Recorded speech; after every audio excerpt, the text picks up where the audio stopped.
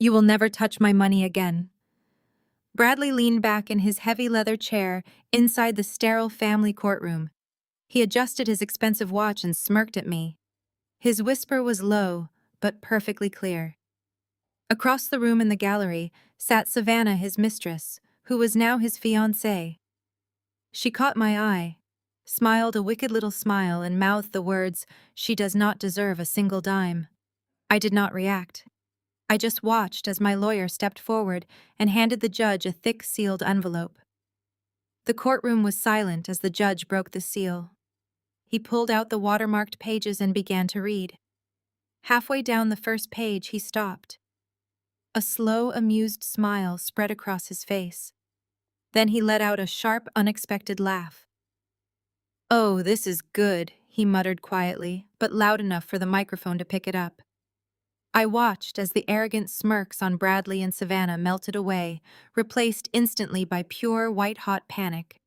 They had no idea what was in that letter, but I did. My name is Evelyn, and at 33 years old, working as a forensic auditor, I thought I knew exactly how to spot a liar. I tracked missing funds and exposed corporate fraud for a living. Yet I completely missed the massive deception happening inside my own home. Before I take you back to the day my entire world shattered, let me know where you are watching from in the comments below. Hit like and subscribe if you have ever been completely blindsided by the person you trusted most. 4 months before that courtroom showdown, I was driving home from a grueling 3-week investigation into a massive corporate tax evasion case. My brain was completely fried from staring at spreadsheets and tracing hidden assets. All I wanted was to walk through the front door of the beautiful 4-bedroom home Bradley and I shared in the upscale suburbs of Chicago. I wanted to drop my heavy briefcase, kick off my heels, and order takeout. We had been married for 5 years, and while things had been distant lately, Bradley always blamed it on the stress of his real estate development business.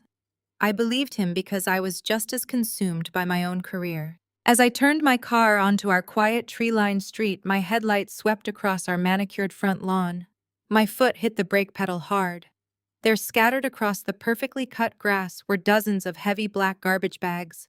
My first thought was that Bradley had finally cleaned out the garage or perhaps gathered items for a charity donation. But as I pulled the car into the driveway and put it in park, I noticed something sticking out of one of the bags near the front walkway. It was the sleeve of my favorite winter coat.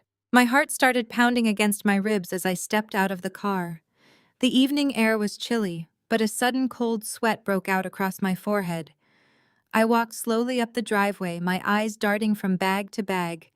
Through a tear in the plastic of another bag, I saw my framed college diploma and the velvet box holding my grandmother's vintage silver locket.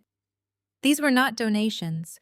This was my entire life thrown out like common trash. I looked up toward the house. Bradley was standing on the expansive front porch, leaning casually against the wooden railing. He was wearing a crisp, tailored suit, looking entirely unbothered. Beside him stood Savannah. I recognized her immediately as the new marketing assistant Bradley had hired 6 months prior. She was 26 years old, wearing a tight designer dress and clinging to my husband's arm with a possessive grip. "What is going on here?" I asked, my voice trembling as I stopped at the bottom of the porch steps. Bradley looked down at me with an expression of complete indifference. It was a look devoid of any warmth or history, as if the last 5 years of our marriage meant absolutely nothing. "I am filing for divorce, Evelyn," he said, his voice cold and calculated, "and I want you off my property." "Your property?" I repeated, the shock making my words stumble. "We bought this house together. My name is on the mortgage." Bradley let out a harsh, dismissive laugh. "You really should read the fine print, Evelyn. You see, the house is technically owned by a holding company, a shell company controlled entirely by my mother, Valerie. You have zero legal rights to be standing on this porch right now. You are officially a trespasser." I stared at him, the reality of his words slowly sinking in. He had planned this. The complicated paperwork during our home purchase, the rushing through signatures, the insistence that his mother's financial team handle the closing to save us money.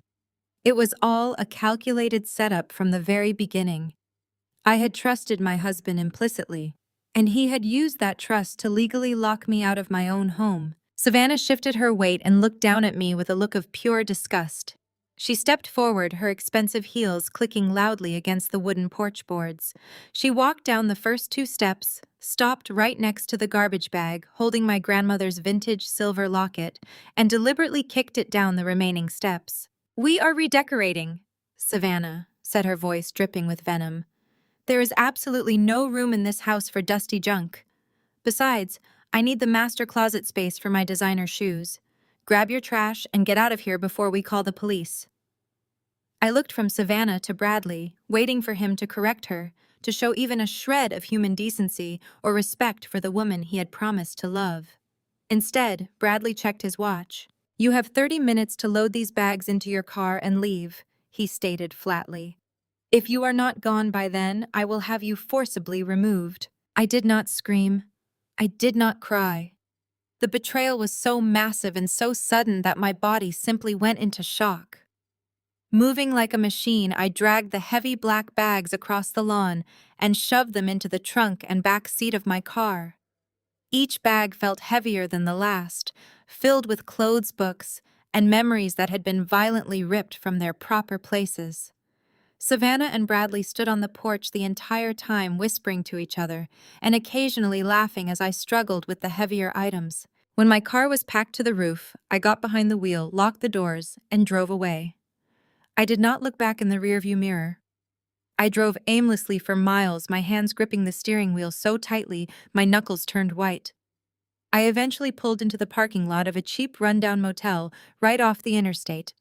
It was the kind of place with flickering neon signs and stained carpets, a stark contrast to the luxury I had woken up to that morning. I walked into the dingy lobby and requested a room for the week, needing a place to gather my thoughts and form a plan. The clerk behind the plexiglass window asked for my credit card. I handed over my debit card, the one linked to the joint savings account Bradley and I had built together. We had been saving for years to start a family, and there was over $150,000 in that account. The clerk swiped the card. The machine beeped an angry, denying sound. He tried it again, frowning at the screen. "I am sorry, miss," the clerk said, handing the card back to me. "It says the card is declined. Insufficient funds." "That is impossible," I said, my heart dropping into my stomach. "Please run it one more time. There must be a glitch with the bank." He tried it a third time and shook his head. Still declined. I pulled a personal credit card from my wallet to secure the room, grabbed the physical room key, and hurried outside to my car. I sat in the driver's seat, the harsh yellow light from the parking lot illuminating the interior. I pulled out my laptop connected to the motel's unsecured wireless network and frantically logged into my online banking portal. The screen loaded and I stared at the numbers, unable to comprehend what I was seeing. The joint checking account was empty. The emergency fund was empty. But the most devastating blow was the joint savings account, the account that held our entire future. The numbers on the screen flashed a horrifying reality. The balance was exactly $0.00. Before I could even process the financial ruin staring back at me, a pop-up notification appeared in the corner of my screen. It was a newly arrived email from a prominent local law firm representing Bradley. I clicked it open. The email contained a brutally restrictive non-disclosure agreement and a formal settlement offer. Bradley was offering me a pitiful $5,000 to walk away, quietly relinquish any claim to his businesses, and agree never to speak of his affairs. I sat in the cold car, surrounded by garbage bags, holding my entire life, staring at a bank balance of zero. I was a forensic auditor. My entire career was built on tracking hidden money and destroying people who thought they were smart enough to hide their tracks. Bradley thought he had left me with absolutely nothing. He thought he had broken me. But as I sat there in the dark, the initial shock began to recede, replaced by a cold, calculating determination. He had picked the wrong woman to defraud. I barely slept that night in the cheap motel room. As soon as the sun began to peek through the thin curtains, casting long shadows across the stained carpet, I dressed in the same wrinkled suit from yesterday. My mind was racing, trying to process the impossible zero on my computer screen. As a forensic auditor, I spent my days looking at numbers, dispassionately tracking missing funds, and exposing corporate fraud for a living. But looking at the complete erasure of my own financial security felt like staring into a void. I needed to see someone face to force the bank to explain what my screen was showing me. I drove straight to the downtown branch of my bank, gripping the steering wheel so hard my knuckles ached. I walked into the quiet lobby just as the glass doors unlocked for the morning. The teller, a young woman named Hannah, who had helped Bradley and me set up our joint accounts 5 years ago, gave me a warm, familiar smile. That smile vanished the second she saw my expression. I slid my driver license across the cold marble counter and asked her to pull up the complete history on our joint savings account. Hannah typed on her keyboard for a moment, her eyes tracking the data on her screen. I watched the color drain from her face. She looked up at me, her eyes filled with genuine, uncomfortable sympathy. "I am so sorry, Evelyn." The account was emptied completely.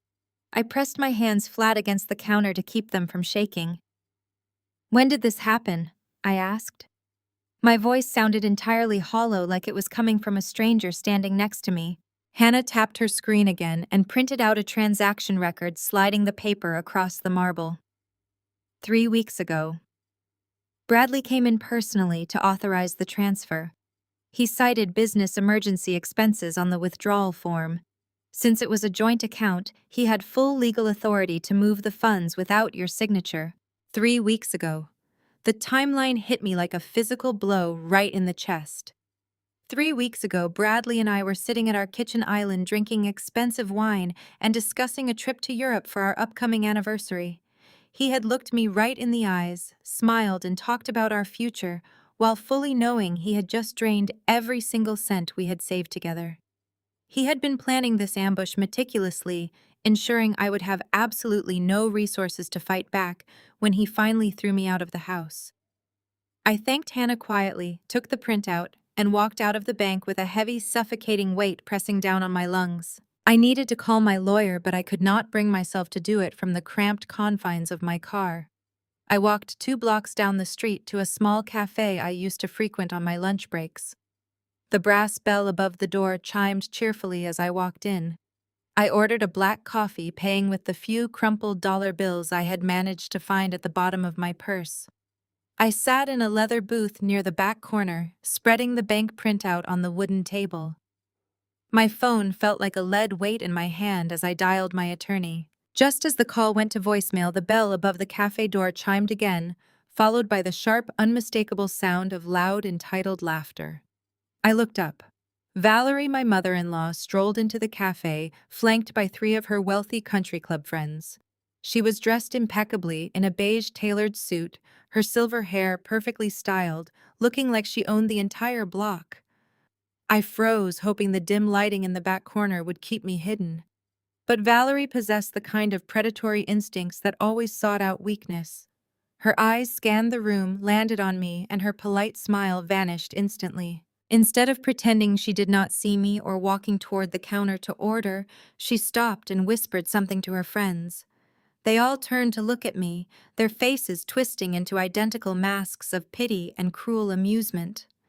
Valerie adjusted her designer handbag on her shoulder and marched straight toward my table.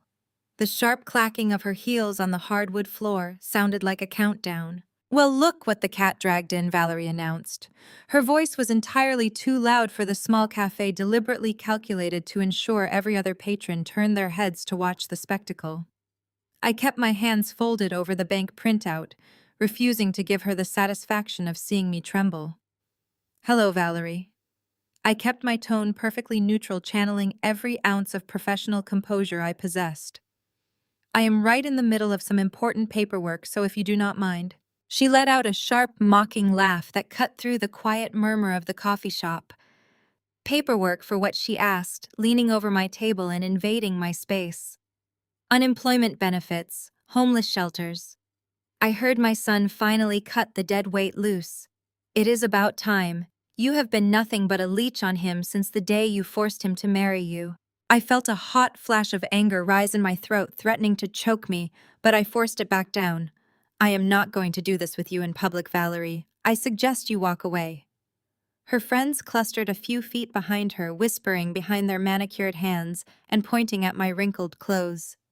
She ignored my warning, completely leaning even closer. "Bradley is a visionary," Valerie continued, her voice echoing off the exposed brick walls. "He needed a woman who understands real ambition, a woman with superior pedigree and actual class. Savannah comes from a wonderful family. She knows how to support a successful man, unlike you sitting here looking like a vagrant who just crawled out of a dumpster." The patrons at the surrounding tables were openly staring now. The barista stopped wiping the espresso machine, watching the scene unfold with wide, uncomfortable eyes. I stayed seated, maintaining unbroken, steady eye contact with the woman who had spent 5 years pretending to be my family. "You can insult me all you want, Valerie," I said calmly, my voice steady despite the adrenaline flooding my veins. "But Bradley stole our life savings. That is not ambition. That is theft." Valerie narrowed her eyes, her lips pressing into a thin, cruel line.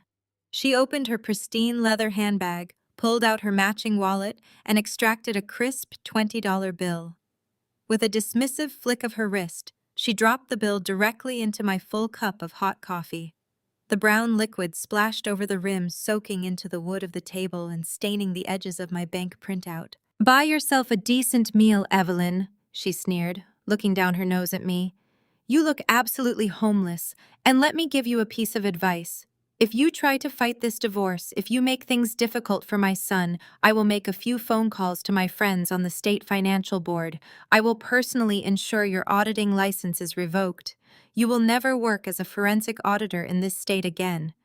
Take the $5,000 Bradley offered and disappear, or I will ruin whatever is left of your miserable life." Valerie turned on her heel and strutted back to her waiting friends. They laughed together as they walked out of the cafe, the bell chiming cheerfully behind them.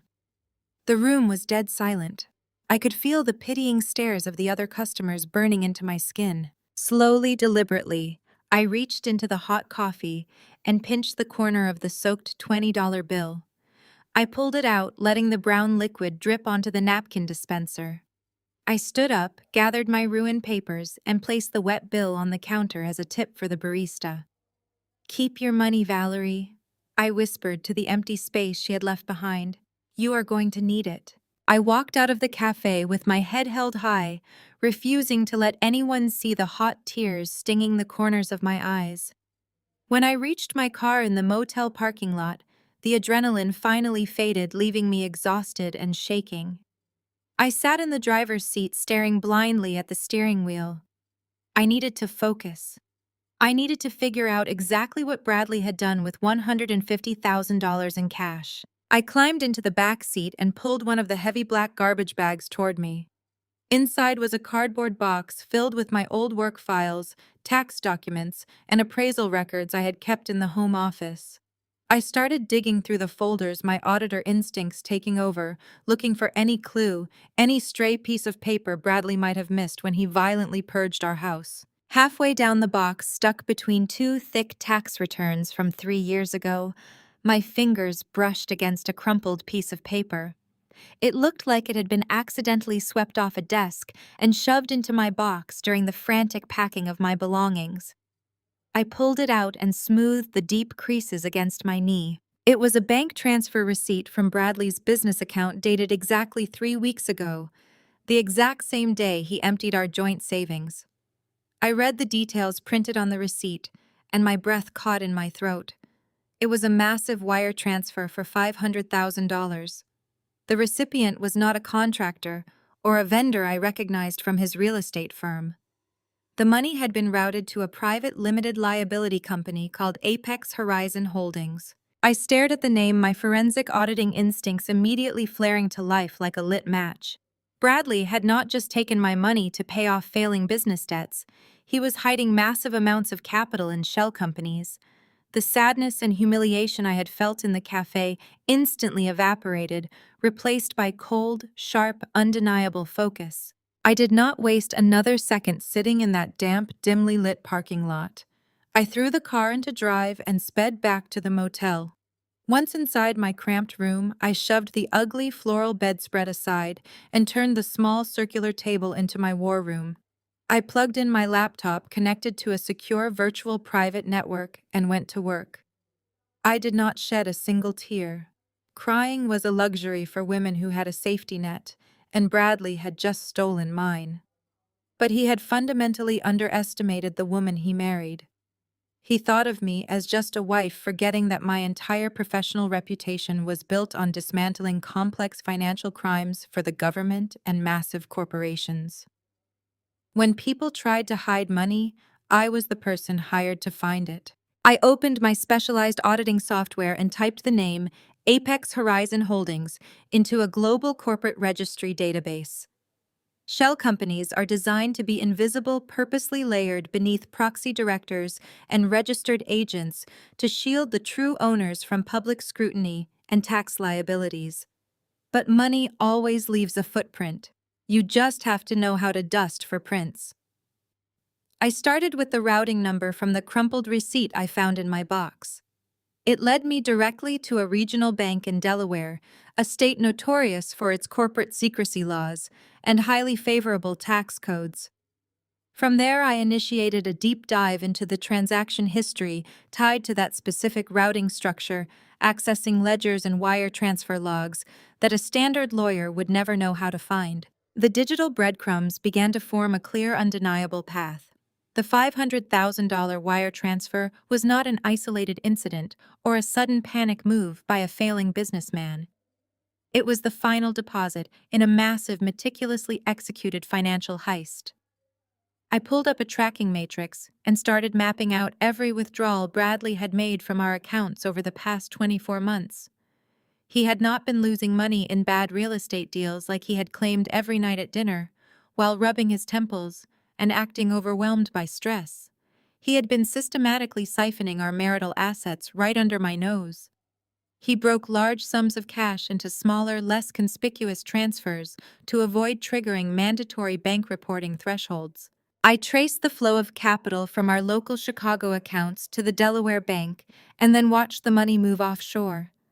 He had routed the funds through a complex labyrinth of private accounts in the Cayman Islands, washing the money completely clean before bringing it back stateside into the corporate accounts held by Apex Horizon Holdings. It was classic money laundering textbook asset hiding, and it was happening entirely with the money I had worked brutal 80-hour weeks to earn. My fingers flew across the keyboard as I requested the official incorporation documents for the holding company from the Delaware Division of Corporations. I paid the expedited retrieval fee with my personal credit card, waiting in tense silence for the file to arrive in my inbox. When the encrypted PDF finally downloaded, I opened it and scrolled straight down to the operating agreement. My breath hitched painfully in my throat. There, printed in stark black and white, was the name of the sole managing director of the holding company, Savannah Miller. Bradley had not just hired a 26-year-old marketing assistant to stroke his ego. He had installed his mistress as the legal head of a shell company designed explicitly to steal my life savings. The date of incorporation listed on the document was exactly 2 years ago, 2 full years. That meant while Bradley was holding my hand in fertility clinic waiting rooms, looking into my eyes and talking about how much he wanted to build a family with me, he was actively plotting my financial ruin with a woman barely out of college. He had looked me in the eye and lied every single day, smiling while he robbed me blind. My phone vibrated violently against the cheap wooden table, startling me out of my intense focus. Bradley's name flashed across the screen.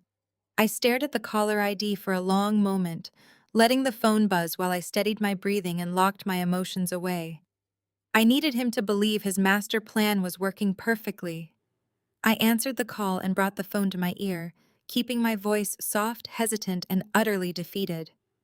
"Hello," Evelyn Bradley said. His voice was heavy, dripping with exhaustion and manufactured sorrow. "I am calling because I want to make sure you are okay. I know things were incredibly tense today, but I do still care about what happens to you." I pressed my lips together tightly, suppressing a dark, bitter laugh that threatened to escape. "What do you want, Bradley?" He let out a long, ragged sigh, playing the role of a man carrying the weight of the world on his shoulders. It was the performance of a lifetime, and he was delivering it flawlessly. "I want to explain why I had to freeze our accounts today." I am drowning, Evelyn. My development firm took a massive hit last quarter.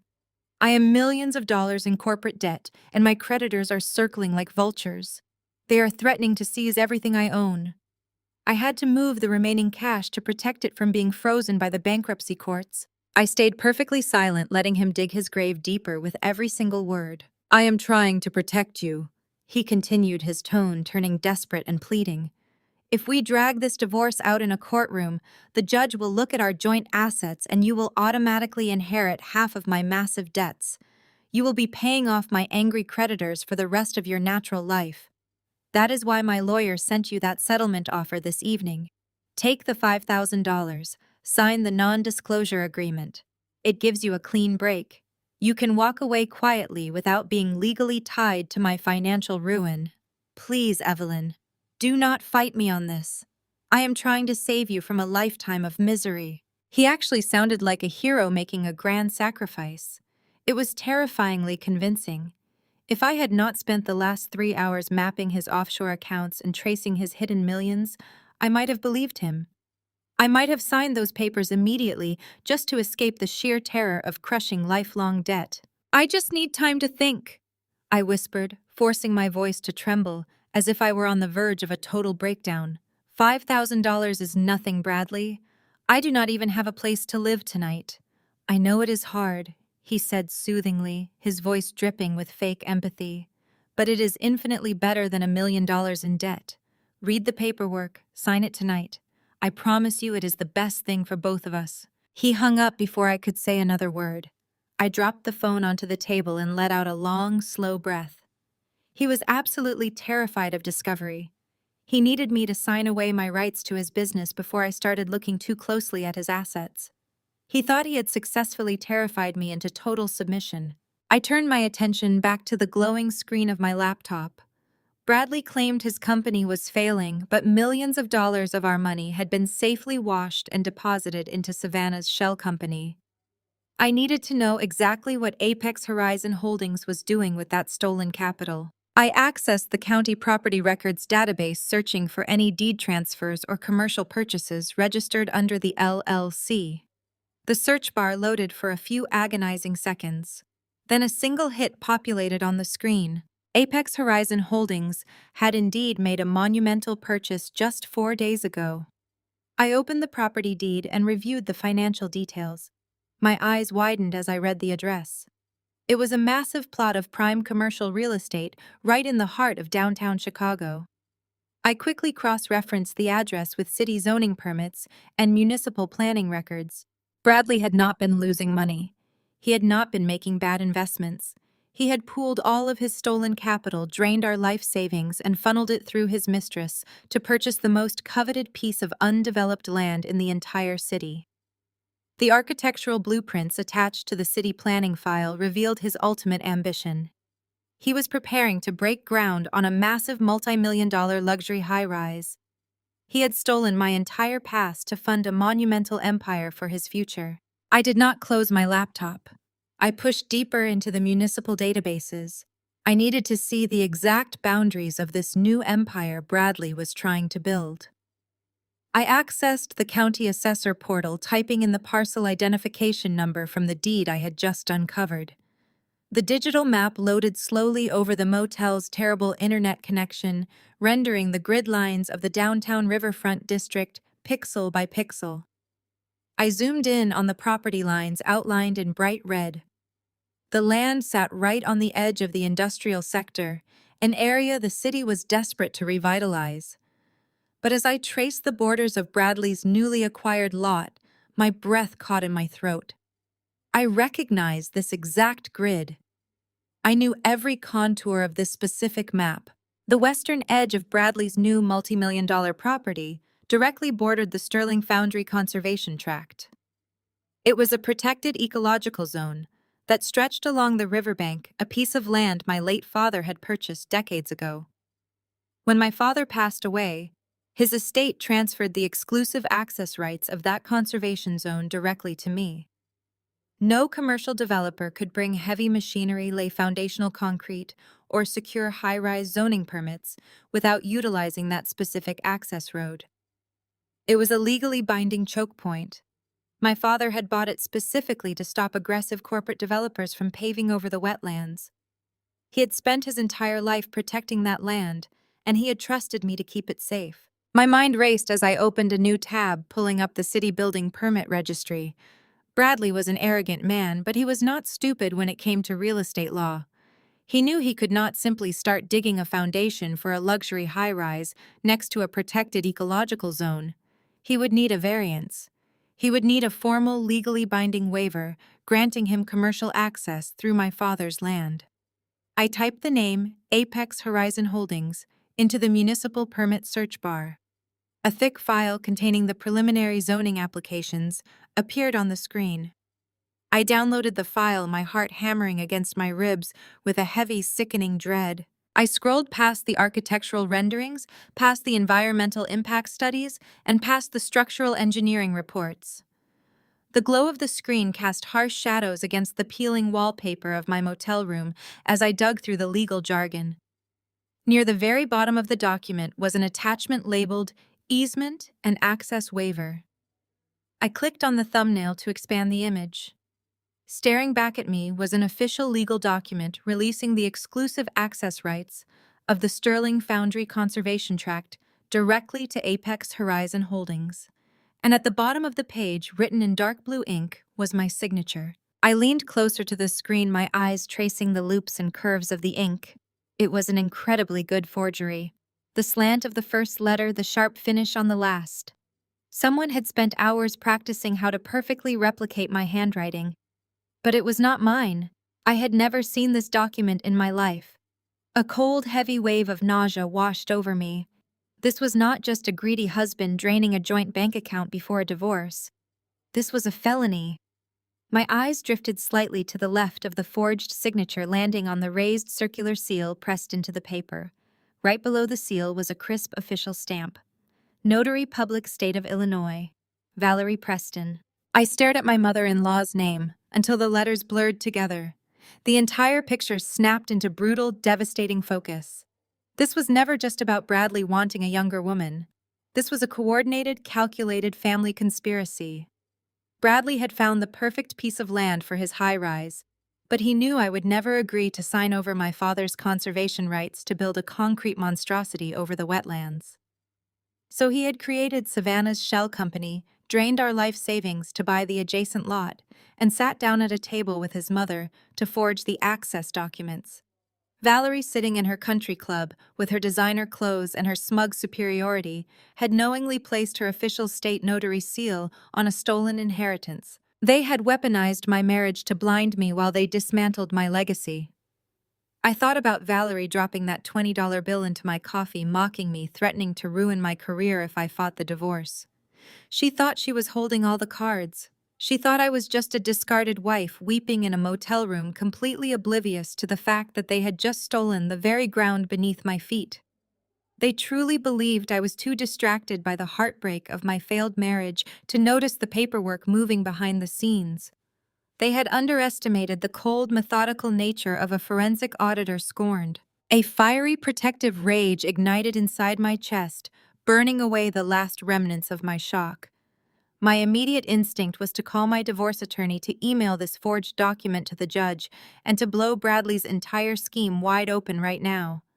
I wanted to march into the police station and demand they arrest Valerie for notary fraud. But my professional training slammed on the brakes. I forced myself to stop, to breathe, and to look at the board from a tactical distance. If I took this to family court tomorrow, it would just become a messy civil dispute. Bradley would claim I signed it. Valerie would swear she witnessed it. Savannah would play the innocent director. It would be my word against theirs in a protracted, exhausting legal battle over marital asset division. Bradley might get a slap on the wrist for moving funds, but he would find a way to wriggle out of the worst of it. He always did. I needed something bigger. I needed a trap he could not charm his way out of. I opened the commercial real estate database again and searched for the project's funding timeline. To build a high-rise of that magnitude, Bradley's initial $500,000 was just a drop in the bucket. He needed institutional backing. I found the public filing for the project's capitalization strategy. Apex Horizon Holdings was scheduled to close on a $20 million commercial construction loan with a syndicate of major national investors in exactly 2 weeks. My eyes locked onto that number. $20 million. To secure those funds, Bradley would have to pledge the property and its access rights as collateral. He would have to sit across from federal bank representatives and sign documents stating that he held free and clear title to the access road. If I stopped him now, it was just a family dispute over a piece of paper. But if I stayed perfectly silent, if I played the role of the broken, terrified wife, and let Bradley officially sign that massive loan agreement using a deed secured by a forged signature, the game changed entirely. It would cross the line from a nasty divorce tactic straight into federal wire fraud and bank fraud. He would be taking $20 million of investor money across state lines based on a felony forgery. I closed my laptop, the screen going dark. I was not going to fight him in family court. I was going to let him build his own prison. I was not going to fight him in family court. I was going to let him build his own prison. 3 days later, I found myself sitting in the beige windowless conference room of a court-appointed mediator. The air in the room was thick with the smell of stale coffee and the oppressive weight of impending conflict. I had prepared for this meeting with the same meticulous care I applied to my corporate investigations, though my preparation today was entirely theatrical. I wore a simple gray cardigan and dark slacks, keeping my posture deliberately hunched. I had skipped makeup, allowing the dark circles under my eyes to show prominently. I needed to look exactly like the woman Bradley expected to see. A woman who had spent the last 72 hours crying on the floor of a cheap motel, completely broken and devoid of hope. When the heavy wooden door finally opened, Bradley walked in, and it took every ounce of my professional discipline not to let out a genuine laugh. He was wearing an ill-fitting, shiny polyester suit that looked like he had grabbed it off a discount rack at a thrift store that very morning. The sleeves were a fraction too short, and the fabric bunched awkwardly around his shoulders.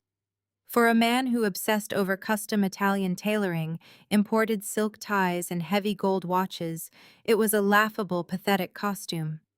He was playing the role of the ruined, desperate, bankrupt businessman to absolute perfection. Following close behind him was his high-priced divorce attorney, a notorious shark named Marcus who carried a thick leather briefcase.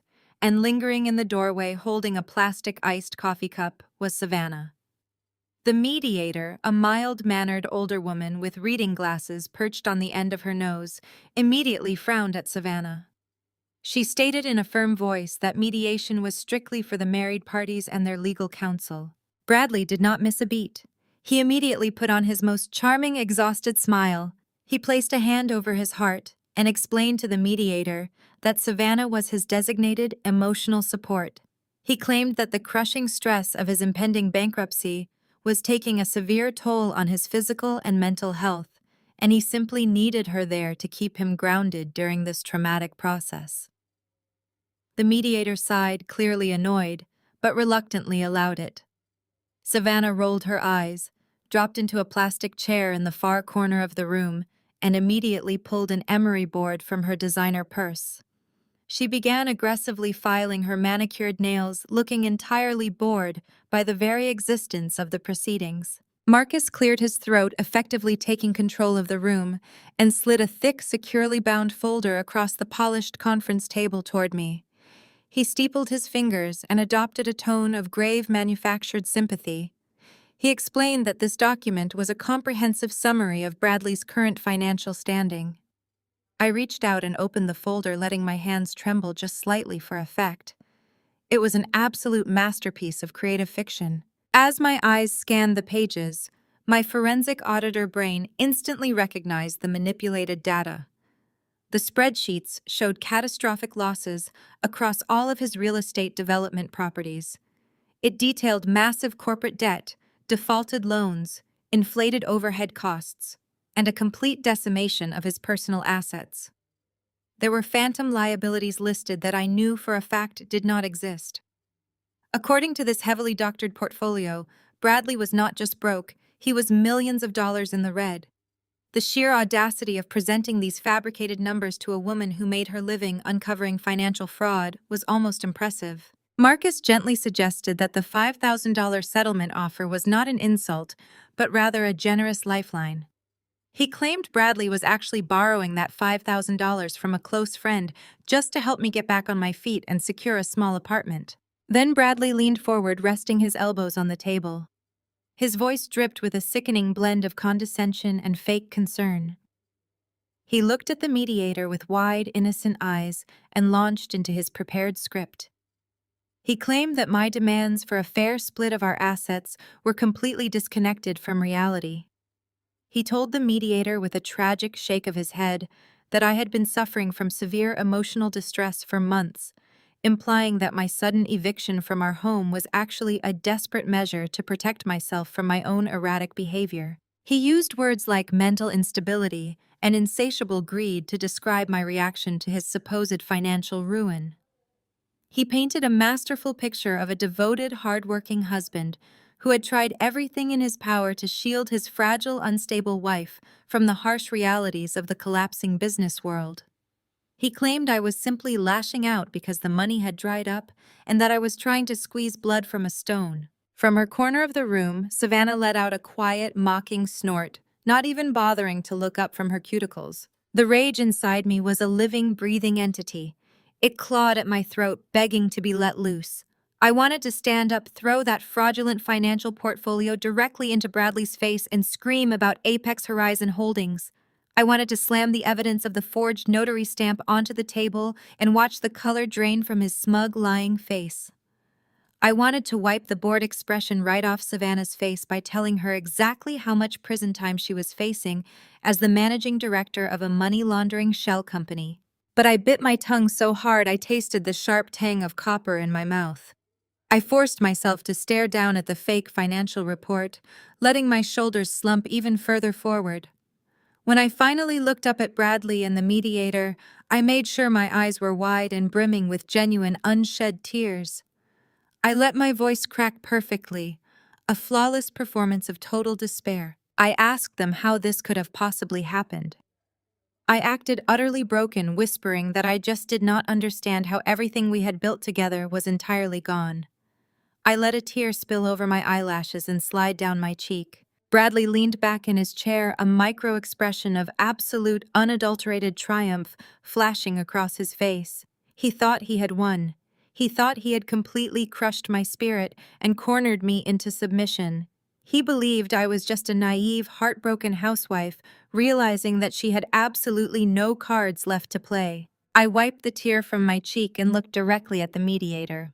I told her I was entirely overwhelmed, that my mind was spinning, and that I just needed a little bit of time to process the sheer volume of this devastating debt.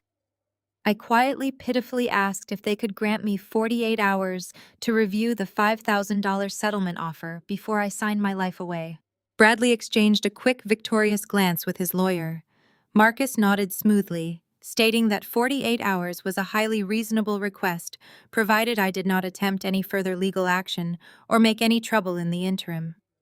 The mediator agreed, and the meeting was officially adjourned. As Bradley stood up to leave, he paused beside my chair. He offered a sad, patronizing smile, patting the table near my hand, but the arrogant smirk hiding just beneath his sympathetic mask was undeniable.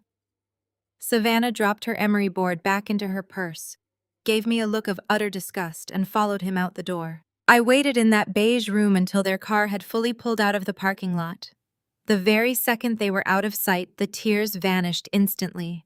My posture straightened, my shoulders squared, and the broken, defeated facade evaporated into thin air. I walked out of the building, got into my car, and reached under the passenger seat. I pulled out a pristine, flawlessly organized 3-ring binder. I did not drive back to the motel. I merged onto the highway and drove straight toward the towering federal building in the heart of downtown Chicago. I navigated the metal detectors and security checkpoints with the familiar ease of a professional who had been there 100 times before. I was going to see a man named David, a senior investigator for the Internal Revenue Service Criminal Investigation Division.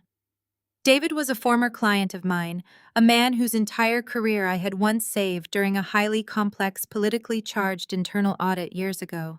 He owed me a massive favor, and he was the absolute best at what he did.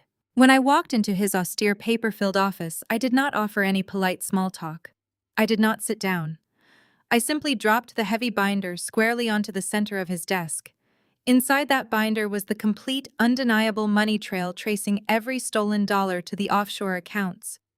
It held the intricate corporate structure of Savannah's shell company.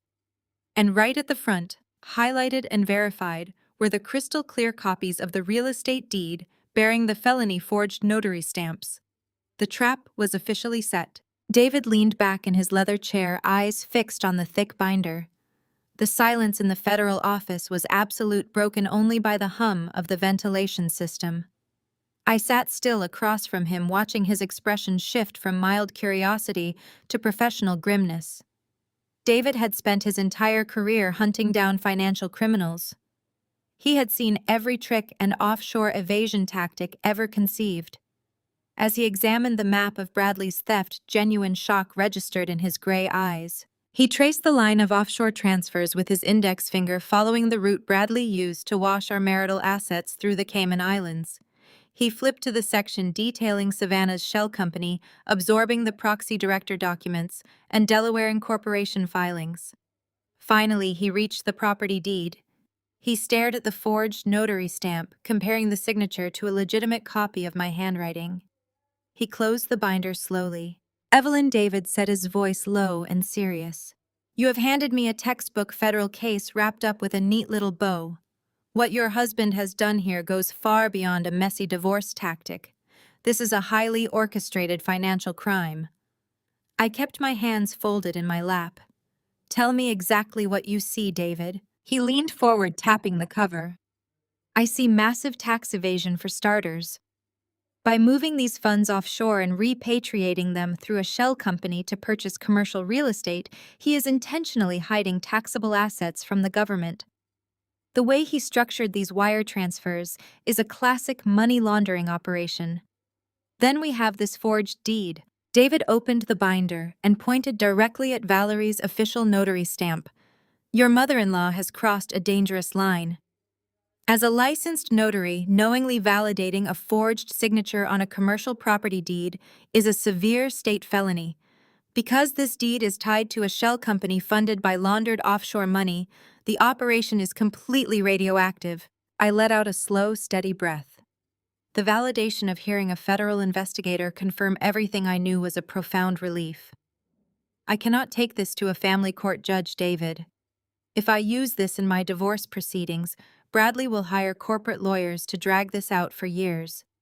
They will claim I misunderstood the business structures or was a willing participant.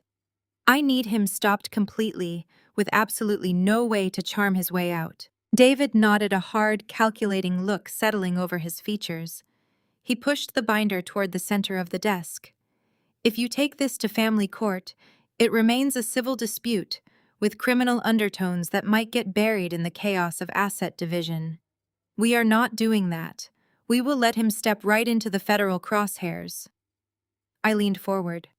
"What is the play?" David steepled his fingers, his eyes locking onto mine. "You mentioned Apex Horizon. Holdings is closing on a $20 million commercial construction loan with national investors in 2 weeks. That loan is the key to locking him away. Right now, he has stolen your money and forged a deed. That is bad, but we can make it fatal. To secure $20 million, Bradley has to pledge that property and its access rights as collateral. He will have to sign documents certifying he holds free and clear title to that land." I saw exactly where David was going, and a cold thrill ran down my spine. If he signs those loan documents using the forged deed as collateral, it crosses state lines. "Exactly." David confirmed, a grim smile touching the corners of his mouth. "The moment his pen hits that paper and he accepts investor funds based on a fraudulent deed, it escalates to federal bank fraud and wire fraud. He will be attempting to defraud institutions out of $20 million. The moment that transaction triggers, the FBI and the IRS will step in. We will freeze every asset he has. We will seize the property, the shell company, and all offshore accounts. He will lose everything and face federal prison time. So we wait, I said quietly, letting the magnitude of the strategy wash over me. We let him think he has completely won. You have to play the part of the broken, defeated wife perfectly. David instructed, his tone serious. You cannot give him a single reason to suspect that you know about the shell company or the forged deed. You have to let him confidently march into that closing meeting and sign his own death warrant. Can you keep your composure while he twists the knife? I thought about Valerie dropping money into my coffee. I thought about Savannah rolling her eyes in the mediation room. I thought about Bradley standing in that cheap suit calling me mentally unstable. I stood up from the chair and looked down at David. I have never been more composed in my entire life. I walked out of the federal building and stepped into the biting Chicago wind. I retrieved my car from the parking garage and sat behind the steering wheel, taking a moment to breathe. The trap was laid, the federal agents were waiting, and Bradley was gleefully walking straight toward his own destruction. My phone suddenly buzzed in my purse, shattering the quiet sanctuary of the car. I pulled it out and looked at the screen. It was a text message from Bradley. I swiped to open the notification, knowing exactly what kind of manipulation he would try next. The message was a masterclass in arrogant cruelty. I am pulling the $5,000 settlement offer at the end of the week, he wrote. You have exactly until Friday to sign the divorce papers and walk away. If you keep dragging your feet, I will let my creditors come after you for half of everything I owe. You will pay my legal fees and bankruptcy penalties for the next 10 years. Do not test me. Sign the papers and take the cash while I am feeling generous. I stared at the glowing screen, reading his words over and over. He was so incredibly confident, so drunk on his own perceived brilliance, that he truly believed he could bully me into absolute submission. He thought a tight deadline would panic me into signing away my rights without asking any questions. He was trying to force my hand before the big loan closing. I placed my fingers over the keyboard and carefully typed my response. I stripped every ounce of emotion, anger, and defiance from my words. I needed to sound exactly like a woman who had finally accepted defeat. I needed to sound like I was crying. I just need a few more days to gather my things, I replied. I hit send and watched the bubble appear on the screen. It was the perfect response. It was compliant, passive, and entirely pathetic. It would satisfy his massive ego and convince him that I was completely out of the fight. I tossed the phone onto the passenger seat and opened my laptop, resting it against the steering wheel. I connected to the internet and pulled up the city public planning schedule. If Bradley was closing on a $20 million loan, he would be doing something highly public to generate hype and secure the confidence of his new investors. Men like Bradley could never resist throwing a party to celebrate themselves. I scrolled through the municipal permits for public gatherings and downtown construction events. It did not take long to find what I was looking for. There, listed under the upcoming weekend events, was a groundbreaking ceremony for the new Apex Horizon Holdings luxury high-rise.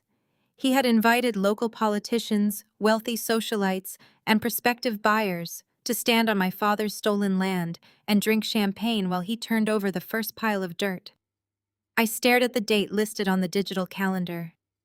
The groundbreaking ceremony was scheduled for exactly 3 days from now.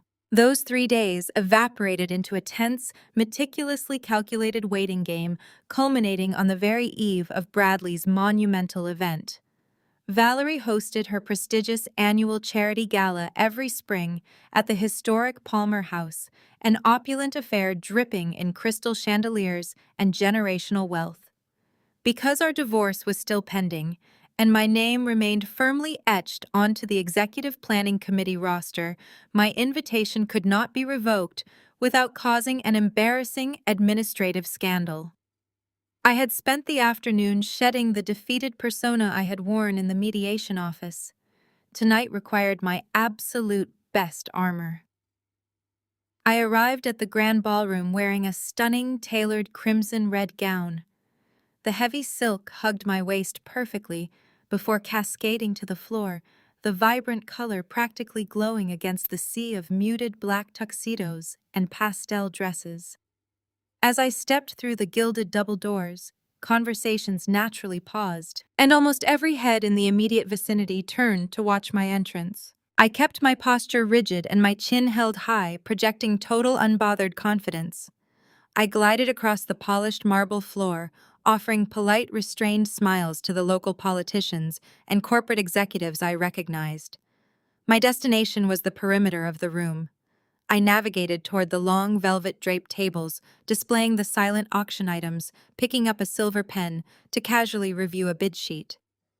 I did not have to look over my shoulder to know they had spotted me. The sudden icy shift in the atmosphere and the quiet parting of the crowd signaled their approach perfectly. I turned around slowly, my expression fixed in a mask of polite indifference. Bradley, Savannah, and Valerie were marching directly toward me, moving as a unified predatory front.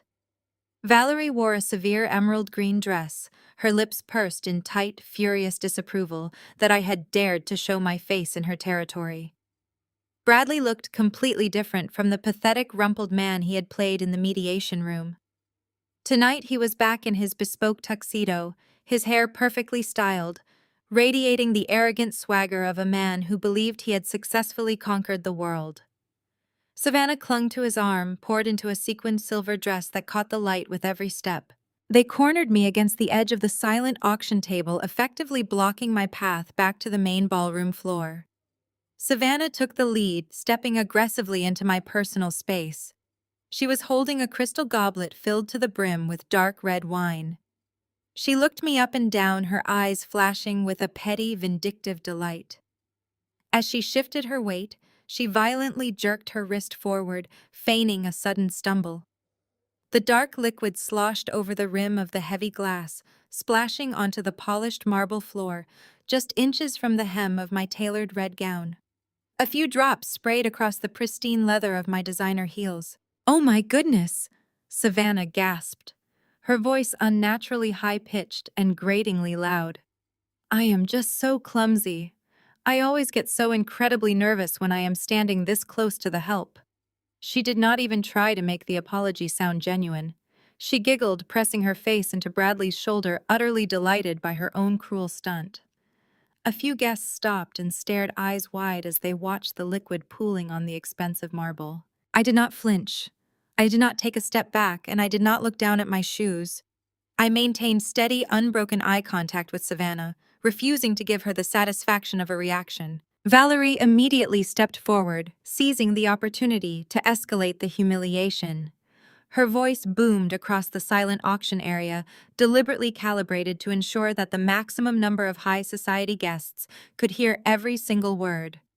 She glared at me, her eyes sweeping over my crimson dress with pure venom. "I honestly cannot fathom why you thought it was appropriate to show up here tonight, Evelyn," Valerie announced, her tone dripping with condescension. "You are completely out of your depth. You have absolutely no business mingling with these people anymore. If you had any dignity left whatsoever, you would turn around and leave through the service elevator before you embarrass yourself further. It is pathetic watching you try to cling to a lifestyle you no longer have any legal right to claim." I remained perfectly still, letting her words echo off the high vaulted ceilings. I noticed a small group of older men standing just a few feet away, holding rocks, glasses of scotch, and watching the spectacle unfold. They wore custom tuxedos and possessed the quiet, observant demeanor of men who controlled vast amounts of wealth. I instantly recognized two of them from the financial dossiers I had pulled on Bradley's project. They were senior partners from the investment syndicate funding the Apex Horizon Holdings high-rise. Bradley noticed them too. Seeing his primary investors watching the exchange, his chest puffed out and he immediately shifted his focus away from me. He draped a heavy, possessive arm around Savannah's waist and offered the older men a brilliant, charismatic smile, completely ignoring the tension radiating from his mother. "Gentlemen," Bradley said, his voice carrying the smooth, booming cadence of a born salesman, "I am so glad you could make it tonight. I was just telling my mother that this is an evening for celebration. Tomorrow morning is the official groundbreaking ceremony for our new riverfront project. The heavy machinery arrives at dawn and the site prep begins immediately." He pulled Savannah closer to his side, pressing a kiss to her temple. He looked back at the investors, his eyes gleaming with greedy anticipation. Once the final loan documents clear tomorrow afternoon, the real work starts. This beautiful woman right here, my new fiancée, is going to be an incredibly wealthy woman by the time we cut the ribbon. The word fiancé hung in the air, a sharp, deliberate slap across the face while we were still legally married. Savannah beamed, flashing a massive, newly acquired diamond ring at the group of men. The investors offered polite, reserved congratulations, raising their glasses to Bradley's impending success, entirely unaware of the fraudulent foundation the entire project was built upon. Valerie looked at me, a cruel, victorious sneer stretching across her face. She was waiting for me to shatter. She was waiting for the tears, the screaming, the complete public breakdown that would finally prove to everyone in the room that I was the unstable, hysterical ex-wife they had claimed I was. Instead, I smoothly reached out and plucked a fresh flute of champagne from the silver tray of a passing waiter. I turned my body, slightly shifting my focus away from Bradley and Valerie entirely. I looked directly at the senior investors, holding their gaze with absolute, unyielding authority. I offered them a dazzling, chillingly calm smile, my voice carrying clearly over the soft murmur of the surrounding crowd. To the new waterfront project, I said, raising my crystal glass gracefully into the air. May the groundbreaking tomorrow bring you exactly the returns you legally deserve. The older investors smiled warmly and nodded in agreement, completely oblivious to the dangerous double meaning layered perfectly beneath my carefully chosen words. But Bradley heard it. I lowered my crystal glass and slowly shifted my eyes back to my husband. The incredibly arrogant, triumphant smirk on his face visibly faltered for a split second. I watched his eyes dart toward the older investors, a flash of paranoia disrupting his facade. His ego quickly squashed the doubt. He dismissed my comment as an empty threat and steered Savannah toward the bar. I did not linger. I placed my glass on a tray and walked out of the Palmer house, knowing the trap would snap shut by dawn. The next morning, the heavy machinery arrived at the waterfront. Exactly as David predicted, Bradley confidently signed the final loan documents, pledging the forged deed as collateral for $20 million. The moment his pen left the paper, the wire fraud was complete. Federal wheels began turning silently, freezing accounts and securing warrants while Bradley remained blissfully ignorant. 2 days later, we gathered for our final mandatory deposition. The setting was a sterile, aggressively lit conference room at the downtown offices of Bradley's lawyer Marcus. A court reporter sat quietly in the corner, fingers hovering over a stenograph machine, ready to record every word. A video camera blinked steadily from a tripod near the door. Bradley slouched in a heavy leather chair, practically radiating boredom. Dressed in another cheap, ill-fitting suit, he was fully committed to his bankrupt persona. He spent the first 20 minutes scrolling through his phone, occasionally letting out a theatrical yawn. Valerie sat rigidly beside him, acting as his advisor, tapping her manicured fingernails impatiently against the mahogany table. My attorney, a sharp, meticulously prepared man named Arthur, sat beside me. He opened a thin manila folder and peered over his reading glasses at Bradley.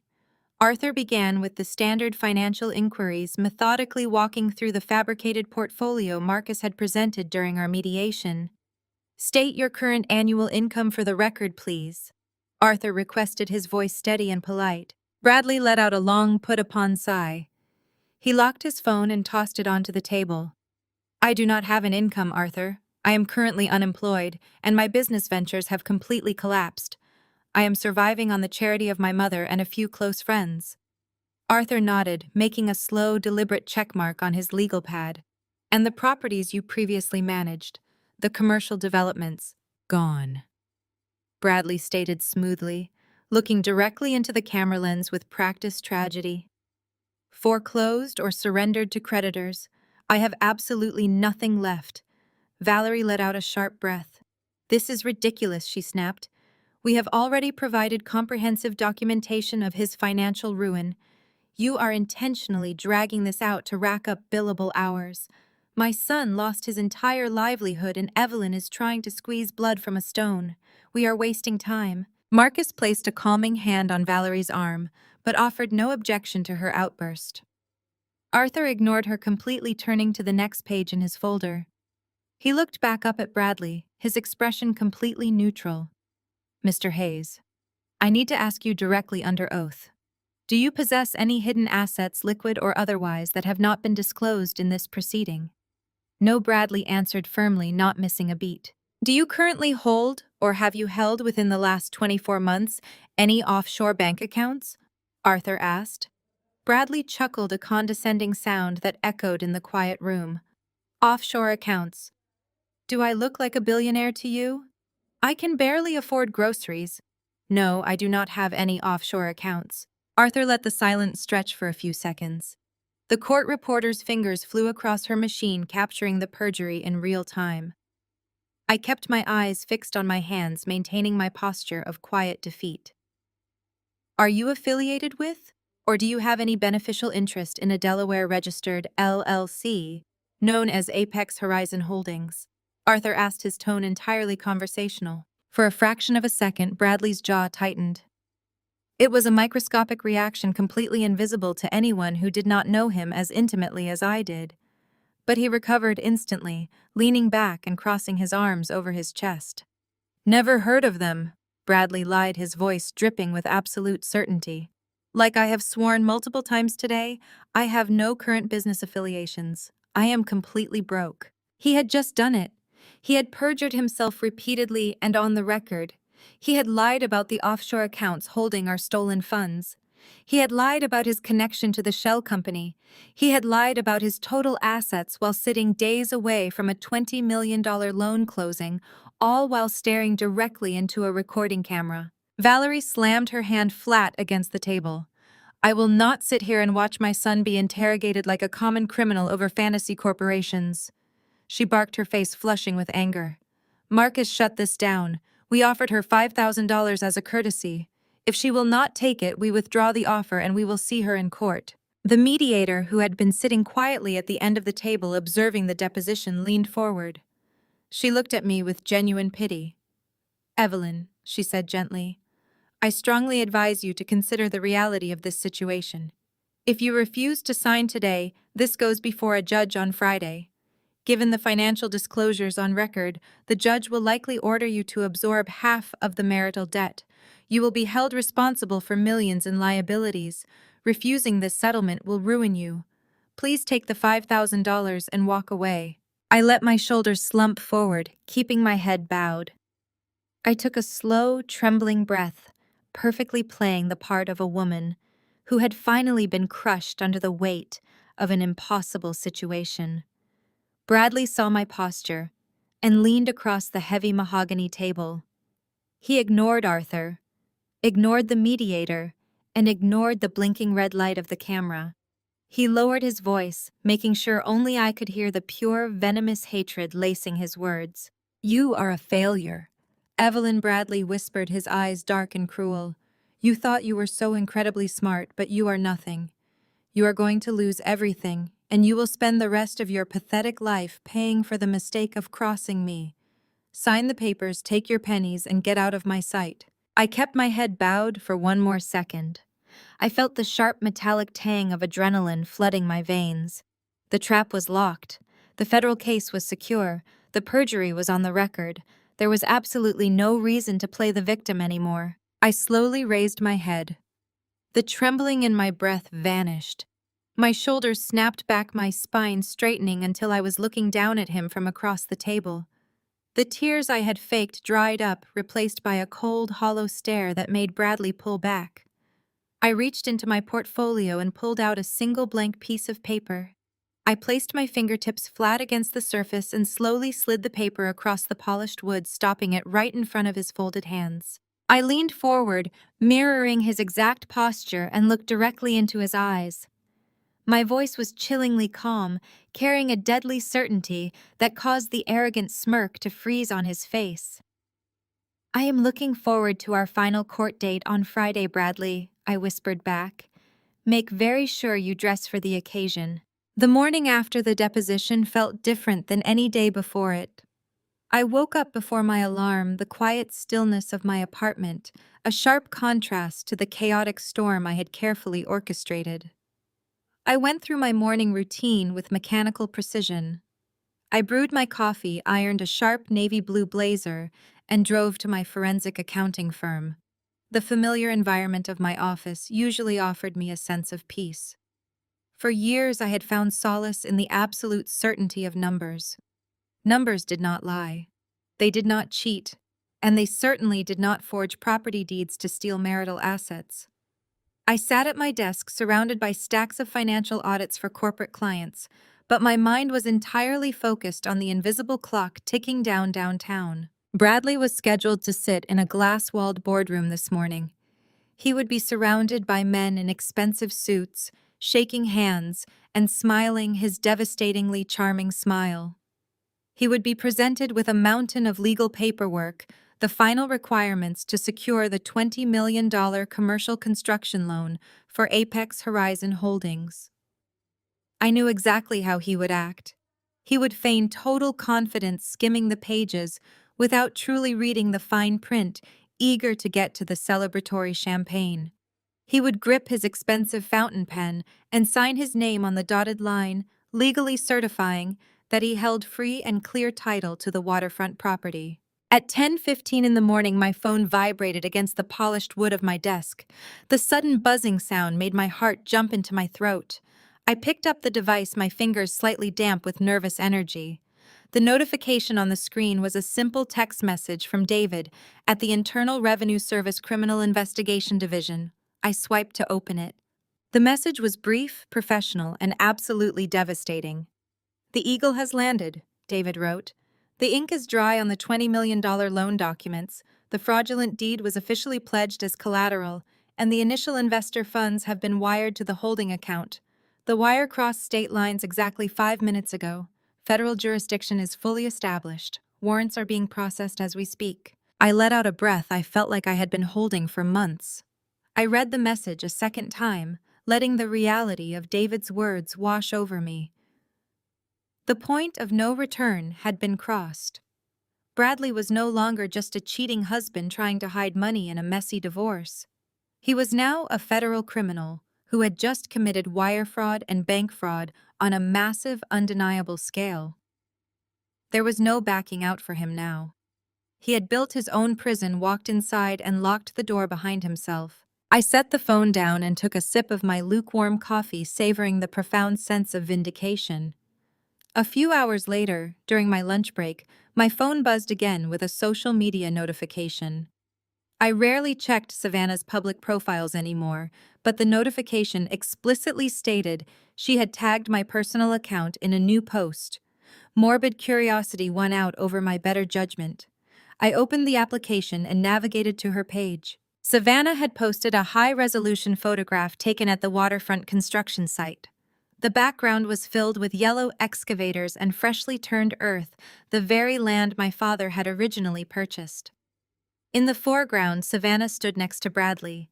She was wearing a completely impractical white designer dress and strappy heels that were already sinking into the mud.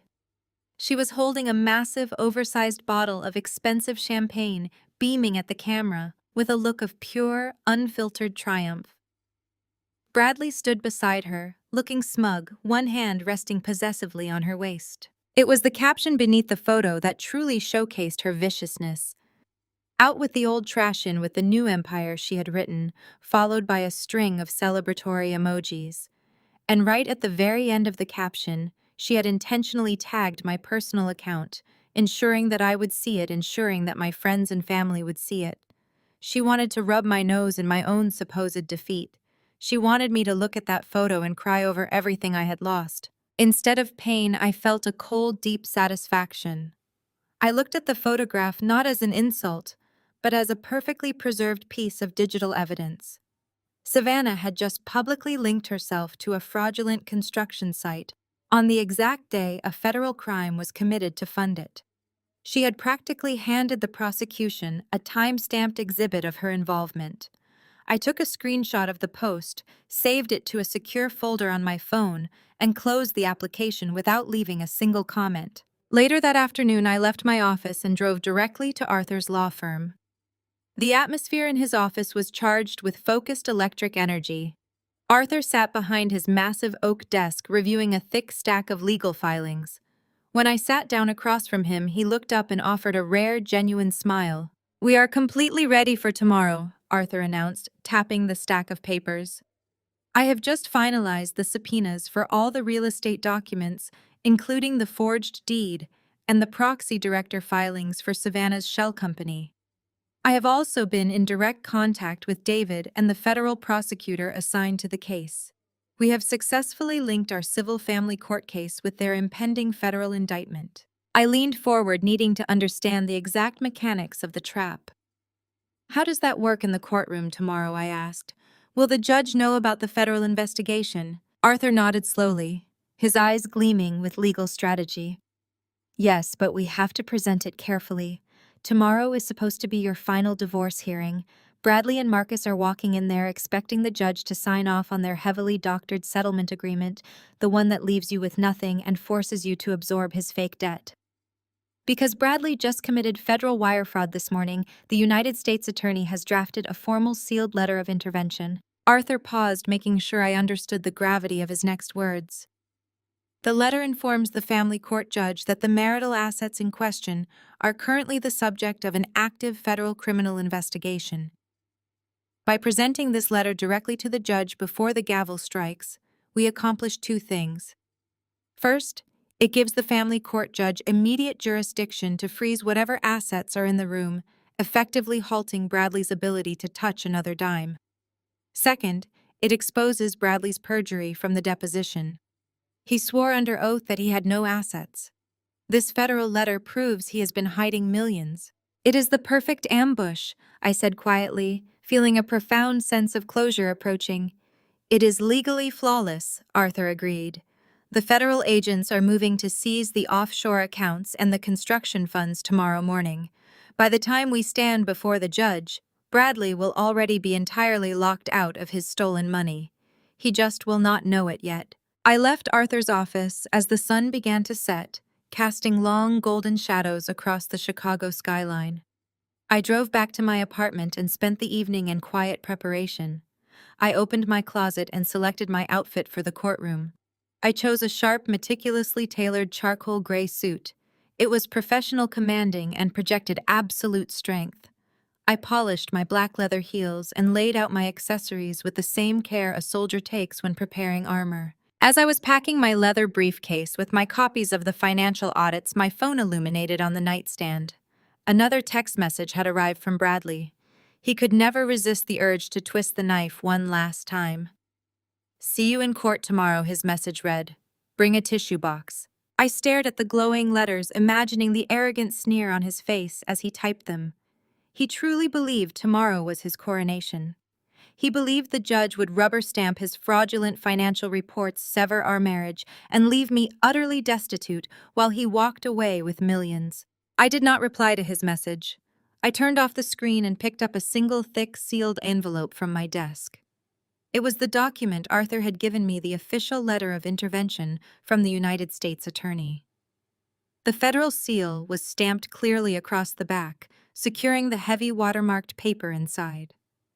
I slid the envelope into the front pocket of my briefcase, snapping the brass lock shut. The trap was fully set, and the waiting was finally over.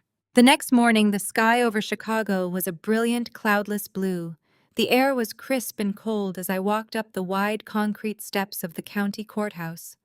I passed through the metal detectors and security checkpoints with a calm, measured pace. The familiar smell of floor wax and old paper filled the bustling corridors. Lawyers in dark suits rushed past, carrying thick briefcases and speaking in hushed, urgent tones to their nervous clients. I felt no nerves whatsoever. My heart beat with a steady, rhythmic drum of anticipation. I reached the double wooden doors of our assigned courtroom and pushed them open. The room was imposing, paneled in dark, heavy mahogany, with rows of solid oak benches for the gallery. The judge's bench loomed at the front, a symbol of absolute authority. Bradley and Marcus were already there, seated at the respondent's table on the right side of the room. Bradley looked entirely too comfortable. He had abandoned the cheap thrift store suit from the mediation and the deposition. Today, believing he had already won the war, he was back in a custom-tailored Italian suit that fit his broad shoulders perfectly. He was leaning back in his wooden chair, laughing quietly at something Marcus had just said. He reached up with his left hand to adjust his collar, and the heavy gold Rolex on his wrist caught the harsh fluorescent lighting. It was an incredibly stupid, arrogant accessory to wear to a hearing where you were claiming total bankruptcy, but Bradley's ego had completely eclipsed his common sense. I shifted my gaze to the gallery benches behind him. Savannah was sitting in the second row. She was wearing a sleek, form-fitting black dress that was entirely inappropriate for a morning court hearing, looking more like she was attending a cocktail party than a legal proceeding. When she saw me walking down the center aisle, her lips curled into a nasty, superior smirk. She crossed her arms over her chest and glared at me with pure, unadulterated disdain. She was practically vibrating with the anticipation of watching me lose everything. I ignored her entirely. I walked to the petitioner's table on the left side of the room and took the seat next to Arthur. I placed my leather briefcase on the table, the brass locks clicking softly in the quiet room. Bradley turned his head and caught my eye. He offered a slow, patronizing smile, raising one eyebrow in a silent, mocking greeting. He mouthed the words, "It is over," making sure I could read his lips perfectly. I gave him nothing. I simply looked back at him with an expression of total blank indifference, which only seemed to amuse him further. A sudden hush fell over the room as the heavy wooden door behind the bench opened. "All rise," the bailiff called out, his voice echoing off the paneled walls. We all stood as Judge Harrison entered the room.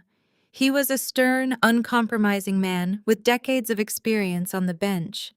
He possessed a reputation for having absolutely zero patience for legal games or wasted time. He took his seat, adjusted his dark robes, and gestured for everyone to sit down. He opened the thick case file placed before him, peering down through his reading glasses. "The court is calling the matter of the dissolution of marriage between Evelyn and Bradley." Judge Harrison announced, his voice a deep, gravelly baritone. "I have the final proposed divorce decree submitted by the respondent's counsel." The judge picked up the document Marcus had prepared. The courtroom was dead silent as he began to review the terms. I knew exactly what those pages contained. The decree stated that Bradley's businesses had catastrophically failed, leaving the marital estate with zero liquid assets and massive corporate debt. The decree systematically stripped me of any claim to our savings and explicitly ordered me to absorb a portion of his fabricated financial liabilities. It was a masterpiece of legal theft. "I have reviewed these financial disclosures," Judge Harrison said, his brow furrowing slightly as he looked over the fraudulent numbers. "Given the complete collapse of the respondent's business assets, this proposed decree leaves the petitioner with essentially nothing and assigns shared responsibility for the remaining marital debt." Marcus stood up smoothly, buttoning his suit jacket. "Yes, Your Honor," Marcus said, adopting a tone of deep manufactured regret. "It is a tragic situation. My client has lost his entire livelihood. We believe this decree represents the most equitable division of the remaining liabilities under these highly unfortunate circumstances." Bradley looked over his shoulder at Savannah, sharing a quick, victorious glance. He turned back to face the front, physically relaxing into his chair.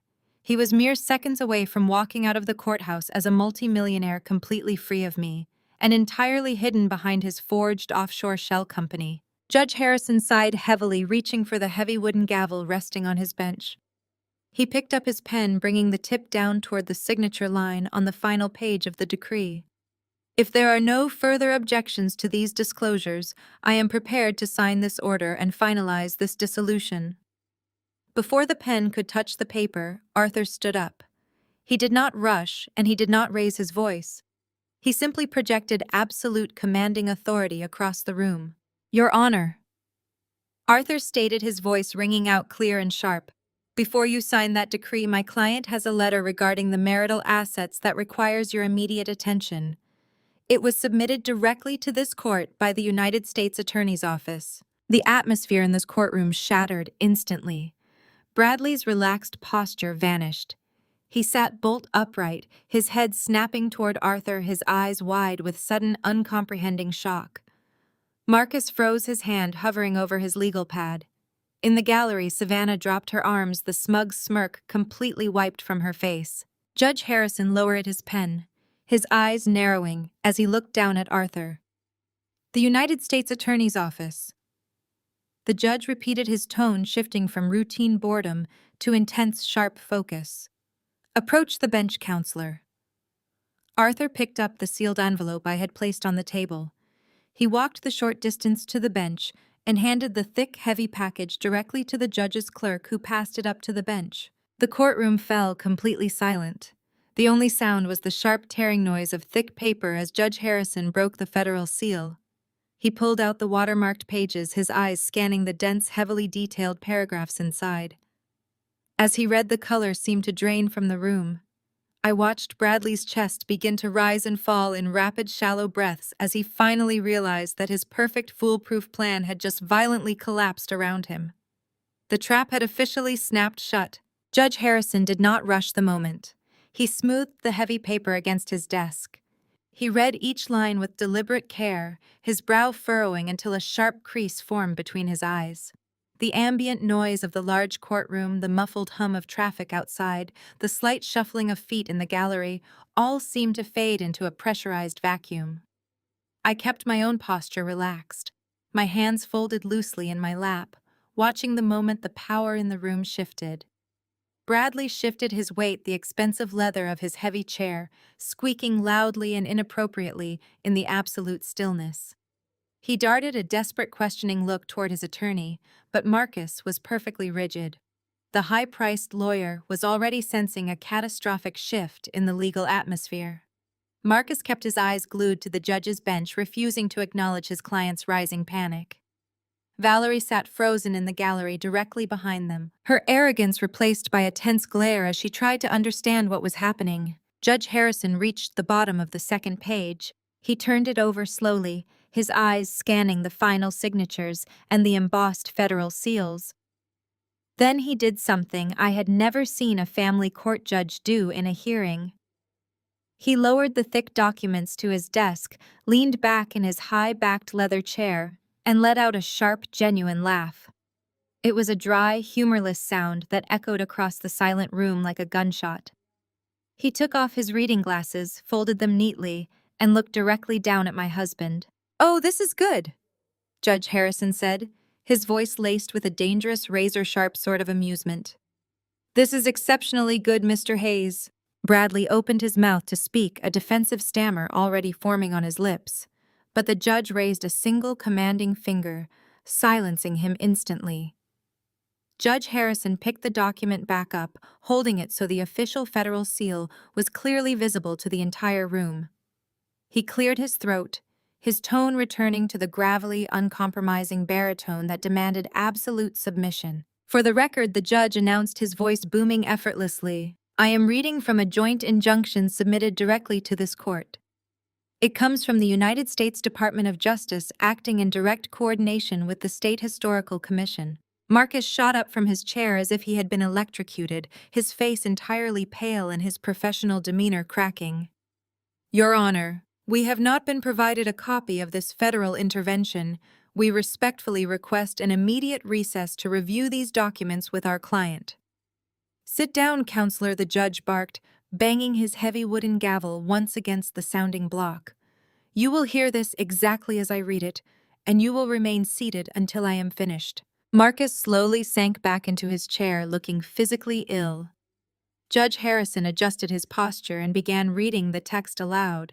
"This document serves as an immediate and legally binding federal injunction against all operations, financial transactions, and property transfers related to the commercial entity known as Apex Horizon Holdings." Bradley let out a choked, breathless sound, sinking back into his chair, as if he had been physically struck in the chest.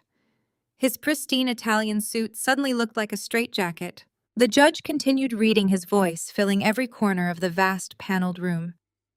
"The Department of Justice has presented incontrovertible, documented evidence that the land access rights required for the commercial waterfront project were secured through fraudulent means. Specifically, the commercial property deed currently pledged as loan collateral contains a forged signature, which was willfully and unlawfully validated by a licensed notary public. Judge Harrison paused. He looked up from the page, his cold eyes sweeping past the respondent's table to lock directly onto Valerie in the gallery. The notary is explicitly identified here as Valerie Hayes. Valerie gasped audibly, a sharp, ragged intake of air. Her hand flew to her throat, clutching her pearl necklace as the blood drained entirely from her face, leaving her chalky and trembling. She looked frantically at Marcus, silently begging for legal protection, but the lawyer was aggressively staring down at his blank legal pad, actively distancing himself from the rapidly imploding criminal situation. The judge did not pause to allow her any time for recovery. He turned his attention back to the federal letter, his voice unwavering. Furthermore, the injunction details that Apex Horizon Holdings is not a legitimate real estate development firm, but rather a sophisticated shell company incorporated in the state of Delaware. The financial evidence indicates this entity was established for the sole purpose of laundering stolen marital funds, actively transferring liquid assets into offshore accounts to deliberately conceal them during these active divorce proceedings. I glanced over at Bradley. The confident, arrogant swagger he had carried into the courtroom had completely evaporated, leaving behind a terrified, cornered man who was rapidly realizing the sheer devastating scale of his miscalculation. Because you sat in this very courtroom today and submitted sworn financial disclosures claiming you were completely bankrupt, Mr. Hayes, the judge said, lowering the paper and staring directly at him. You set a fascinating chain of events into motion. According to the federal agents waiting outside this building right now, you enthusiastically accepted $20 million in commercial investor funds early this morning. You accepted those funds using the forged property deed as your primary collateral. The moment you signed that commercial loan agreement, you engaged in a major financial transaction, crossing state lines, based entirely on fraudulent documentation. Bradley gripped the edges of the mahogany table so tightly, his knuckles turned stark, bony white. He was shaking his eyes, darting wildly around the room as the walls closed in on him. Judge Harrison did not offer an ounce of judicial pity. You have officially committed federal wire fraud, Mr. Hayes. As a direct consequence of this federal indictment and the ongoing criminal investigation, this letter serves as an immediate non-negotiable asset freeze. The Department of Justice has officially seized every single domestic bank account, offshore investment portfolio, and commercial real estate holding tied to Bradley Hayes, Valerie Hayes, and the listed proxy director of the shell company, Savannah Miller. The absolute finality of the judge's words hung in the heavy air. Every single dollar they thought they had cleverly hidden, every cent they planned to build their new luxurious empire upon, was gone in the blink of an eye. The offshore accounts were locked, the construction funds were seized, the trust funds were frozen. They were utterly ruined. Bradley jumped to his feet, his chair crashing backward onto the polished floor. His carefully maintained arrogant facade shattered into pure white-hot panic. He slammed his hands flat on the table, his face turning a dark, mottled red. "It is a lie!" Bradley screamed, his voice cracking with desperation, echoing wildly off the high ceilings. "That is all a lie. She is setting me up. I did not forge anything. I am a legitimate businessman." He looked frantically toward the gallery, desperately seeking backup, seeking someone to validate his crumbling reality. He looked for the woman who had stood beside him drinking expensive champagne and mocking my downfall just yesterday. Savannah was standing up from her seat in the second row. She was not rushing forward to defend him. She was not offering words of comfort or support. Her face was a mask of pure terror, realizing her own name had just been read into a federal indictment. Savannah was already backing away, moving quickly and quietly toward the heavy wooden courtroom doors, desperate to escape the sinking ship she had so eagerly boarded. Judge Harrison's heavy wooden gavel came down with a deafening explosive crack that reverberated through the dark mahogany-paneled room. It sounded like a gunshot, instantly freezing Savannah in her tracks just a few feet from her escape route. She stood paralyzed, her back turned to the gallery. "You will sit down and remain silent, Mr. Hayes," Judge Harrison bellowed, his voice vibrating with uncompromising fury. "You have stood in my courtroom, sworn an oath before this bench, and presented a mountain of fabricated financial disclosures. You have intentionally committed perjury in an attempt to defraud this court and your wife. I am holding you in contempt, and you are not leaving this room." Bradley was hyperventilating, his eyes wide and unseeing, his chest heaving under his custom-tailored Italian suit. He looked frantically toward Marcus, but his lawyer was already packing his legal pads into his leather briefcase, distancing himself from a client who had just become radioactive. Before he could take a single step toward the center aisle, the heavy wooden doors at the back of the courtroom swung open. 3 men stepped over the threshold. They wore dark, nondescript suits, but there was no mistaking their purpose. They possessed the quiet, heavily armed demeanor of federal agents who had come to collect. The lead agent, a tall, broad-shouldered man with close-cropped graying hair, held a thick stack of manila folders in his left hand. The other 2 agents fanned out as they entered, their eyes instantly locking onto Bradley. They marched down the center aisle, their hard-soled shoes echoing sharply against the polished marble floor. They bypassed the petitioner's table where Arthur and I sat. They did not look in my direction. "Bradley Hayes," the lead agent announced, his voice carrying the flat, unmistakable cadence of federal law enforcement. "I am Special Agent Miller with the Federal Bureau of Investigation, working in direct conjunction with the Department of Justice. We have a federal warrant for your arrest on charges of wire fraud, bank fraud, and money laundering." Bradley stumbled backward, his legs hitting the edge of his heavy wooden chair. "No!" he gasped, holding his hands up as if he could push the reality away. "No, this is a massive mistake. You have the wrong information. I am a legitimate developer. I have a lawyer. Marcus, tell them." Marcus did not look up from his briefcase. He simply zipped the flap shut and stepped back, offering the federal agents a clear, unobstructed path to his now former client. The 2 supporting agents stepped around the table, grabbing Bradley by his arms. He struggled, a pathetic thrashing that was instantly subdued by the trained professionals. The click of handcuffs snapping around his wrists echoed through the silent courtroom. The sound was loud, an end of his fraudulent empire. "I am building a high-rise," Bradley screamed, his voice pitching upward into a whine as they yanked his arms behind his back. "I have investors. I just secured the funding. You cannot do this to me. Evelyn, tell them." He actually looked at me, his eyes wide with a desperate, pleading terror. The arrogant, untouchable king of Chicago real estate was begging the woman he had tried to destroy to save him. I simply sat there, still offering him the same cold indifference he had shown me in the mediation room. I let him drown. Savannah, realizing that all the attention in the room was entirely focused on Bradley's dramatic arrest, saw a tiny, fleeting window of opportunity. She spun around on her expensive designer heels and made a frantic, desperate dash for the open courtroom doors. She was mere inches from the hallway, her hand reaching out for the heavy brass handle when the lead agent pivoted smoothly and stepped directly into her path. He moved with a speed that completely belied his size, entirely blocking her exit. "Excuse me," Savannah squeaked, her voice trembling violently as she tried to sidestep his imposing frame. "I am just a spectator. I have nothing to do with this. I have to go to the bathroom." The agent looked down at her, pulling a single printed sheet of paper from his manila folder. "Savannah Miller," he said, his tone entirely devoid of any sympathy or hesitation. "As the listed principal director and registered managing agent of Apex Horizon Holdings, you are not going anywhere. You are being detained for immediate questioning regarding your direct involvement in the laundering of stolen marital assets and federal wire fraud." Savannah froze, her mouth dropping open in sheer, unadulterated horror. The color drained entirely from her face, leaving her spray-tanned skin looking sallow and sickly beneath the harsh fluorescent lights. She looked past the imposing agent, her wide eyes locking onto Bradley, who was currently being hauled toward the center aisle by the other 2 agents.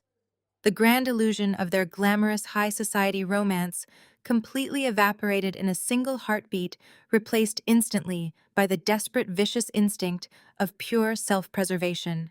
"It was him!" Savannah screamed, pointing a perfectly manicured, shaking finger directly at Bradley's retreating back. "He made me do it. He told me it was just a tax write-off. He forced me to sign those offshore papers. I did not know what they were for. He lied to me. He said the money was his. I am a victim here." Bradley stopped struggling, his head snapping toward her, a look of profound, devastating betrayal washing over his face. "Savannah, shut your mouth!" He bellowed, his face turning a deep, dangerous shade of purple as the agents jerked him forward. "Do not say another word. Do not tell me to shut up!" Savannah shrieked back, her voice echoing shrilly across the vaulted ceiling. "You ruined my life. You told me we were going to be billionaires. You told me she was crazy and that you were taking everything. You used me to hide your stolen money. I will tell them everything. I will tell them exactly where the offshore accounts are. I will tell them about your mother." At the exact moment Savannah screamed the word mother, a chaotic commotion erupted in the hallway just outside the courtroom doors. The sound of rapid, heavy footsteps and sharp, panicked voices drifted into the room. Valerie had clearly been waiting in the corridor, perhaps expecting to walk in and celebrate her son's total, crushing victory over me. Instead, she had walked directly into a sweeping federal raid. The heavy wooden doors, which were still propped open by the agents, revealed the brightly lit hallway outside. Valerie burst into the entryway, her severe emerald green dress perfectly pressed, her hair immaculately styled, projecting the absolute pinnacle of generational wealth and high society superiority. She stopped dead in her tracks, her manicured hand flying to her chest, her eyes wide with a horror so profound it seemed to age her 10 years in a single second. She stood frozen in the doorway, entirely paralyzed, arriving just in time to witness the complete, undeniable annihilation of her family's legacy. Her golden child, the son she had ruthlessly protected and enabled, was being frog-marched down the center aisle in heavy steel handcuffs, his face twisted in a mask of humiliating defeat. Behind him, his glamorous, supposedly superior fiancée was sobbing hysterically, desperately, trying to trade his secrets for her own freedom as a federal agent read her Miranda rights aloud to the entire room before everyone present. It was truly finished for them all. Finally. It was truly finished for them all. Finally. The courtroom doors swung shut behind the agents, but the chaotic echoes of Bradley and Savannah turning on each other spilled into the wide marble corridor. I walked out a few paces behind them, my briefcase grasped firmly in my hand. Arthur walked silently at my side. We stepped into the hallway just as the elevator doors slid open to swallow Bradley and Savannah, their furious shouting cut off by the thick steel closing between them. The sudden silence in the corridor was deafening. Valerie stood frozen near the center of the hallway, her emerald dress looking severe and out of place. Her chest heaved, her hands were clenched into tight, trembling fists. She stared at the closed elevator doors for a long, agonizing moment, desperately trying to reject the catastrophic reality she had just witnessed. When the realization finally anchored itself in her mind, she slowly turned her head and her eyes locked onto me. The shock evaporated from her face, replaced by a deep, contorted rage. Valerie lunged at me across the polished marble floor. She completely abandoned her high society poise, practically sprinting the short distance between us. Her arms swung wildly, her hands reaching out as if she intended to physically tear me apart right there in the courthouse corridor. "You ruined him!" Valerie screamed, her voice cracking and echoing harshly off the vaulted ceilings. "You ruined my son. You ruined our family. You vindictive, psychotic woman. I will destroy you for this. I will make sure you never work in this city again." I did not flinch. I did not take a single step backward. Arthur moved slightly to intercept her, but I held up my hand, stopping him. I stood perfectly still. She stopped just inches from my face, her chest heaving, her eyes wild and bloodshot as she continued to hurl venomous insults. I let her scream. I let her expend every last ounce of her desperate energy. I waited until she had to pause to take a ragged, trembling breath. When the corridor fell quiet, I calmly clicked open the brass latch of my briefcase. I reached inside and pulled out a single sheet of paper. It was a color copy of the real estate deed Bradley had used to secure his $20 million loan. I held it out between us, keeping my arm perfectly steady. I did not raise my voice. I did not match her hysterical pitch. I spoke in a quiet, conversational tone that carried a terrifying weight in the empty hallway. "Take a very close look at this document, Valerie." She blinked, her eyes darting down to the paper. At the bottom of the page, resting heavily against the forged signature of the property owner, was a bright, undeniable blue ink stamp. It was her official notary seal, complete with her commission number and expiration date. The ink was clear, perfect, and legally binding. I watched the exact second she recognized her own stamp. The angry flush drained completely from her cheeks. She tried to snatch the paper from my hand, but I smoothly pulled it back, sliding it safely into my briefcase. "You did not just notarize a simple business form, Valerie," I explained, my voice echoing coldly. "You placed your official state seal on a fraudulent property deed. You legally validated a forged signature. Your son used that specific document to unlawfully secure $20 million in federal investor funds. Do you understand what that means for you?" Valerie opened her mouth, but no sound came out. Her knees actually buckled slightly, and she reached out to grab the edge of a nearby wooden bench to steady herself. Her breath was coming in short, panicked gasps. I maintained absolute eye contact. "The State Historical Commission has already been fully briefed," I continued. "The State Licensing Board was notified of your felony forgery at 9 o'clock this morning. You are going to be completely stripped of your notary commission, your real estate licenses, and every professional credential you possess. But losing your country club status is the least of your problems. The Department of Justice views your stamp as active participation in a criminal enterprise. You are going to be federally indicted for conspiracy to commit real estate fraud and money laundering. You are going to prison, Valerie." The word prison seemed to sever the last remaining string holding her upright. Valerie's legs gave out completely. She collapsed onto the cold marble floor, her expensive emerald dress pooling awkwardly around her. She hit her knees with a heavy thud. The arrogant matriarch who had actively helped her son steal my life savings was now kneeling at my feet. The rage vanished, replaced by an absolute suffocating terror. She looked up at me, her eyes overflowing with thick, dark mascara tears. She reached out her trembling fingers, wrapping around the hem of my tailored charcoal suit jacket. "Evelyn, please," Valerie sobbed, her voice breaking into a high-pitched whine. "Please, you cannot do this to me. I did not know what Bradley was doing. I swear to you I did not know. I am an old woman. I cannot go to prison. I will not survive it. We are family, Evelyn. You loved me once. Please call off the investigators. Tell them it was a mistake. Just please have mercy. We are family." I looked down at her weeping, trembling form. I felt absolutely no pity for her whatsoever. I felt no warmth, no hesitation, and certainly no remaining familial bond. I clearly remembered her sneering at me in the crowded coffee shop, ruthlessly mocking my pain and casually telling me I was financially ruined. I remembered every single cruel, cold, calculating thing she had ever done to me over the years. I gently but firmly pulled the fabric of my suit jacket out of her desperate grip. I looked down into her tear-streaked face, perfectly mirroring the exact expression of polite, mocking concern she had shown me so many times before. "I would love to help you, Valerie," I said, letting the words hang in the air for a long, agonizing moment. "But you look like you need to buy yourself a decent meal," she gasped, recognizing her own cruel words thrown back at her with devastating precision.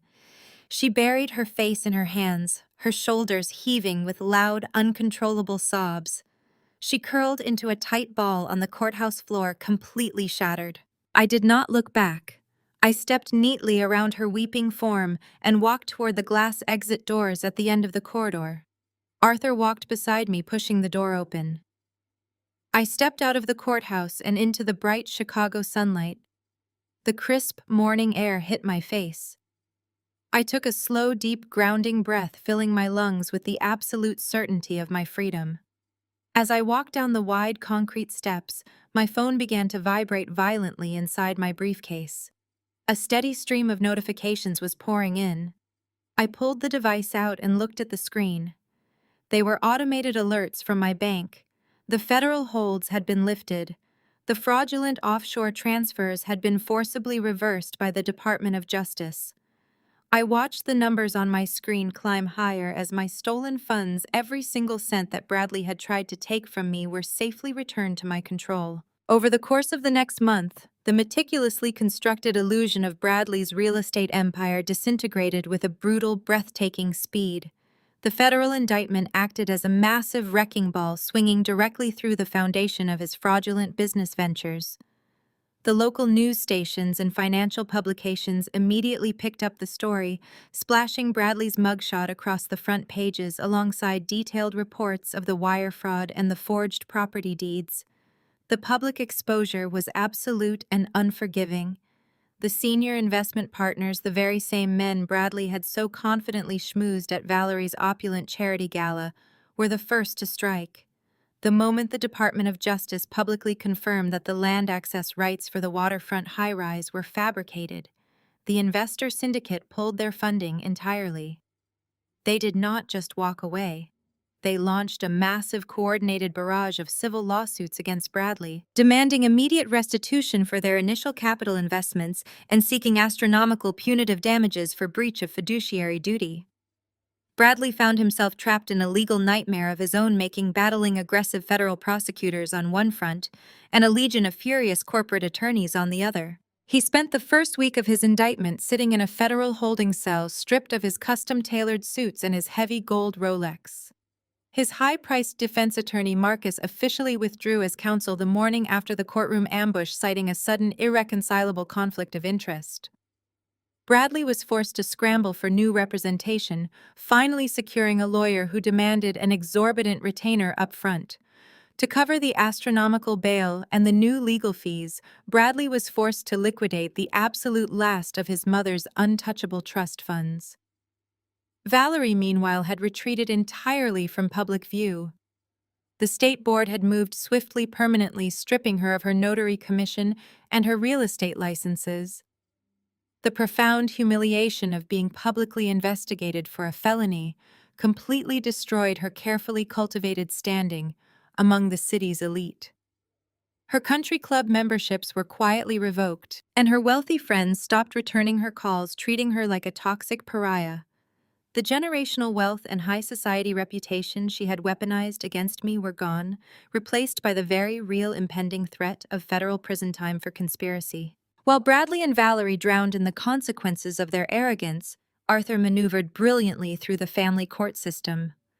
The federal injunction had provided Judge Harrison with the exact jurisdiction needed to immediately freeze and reallocate the marital assets.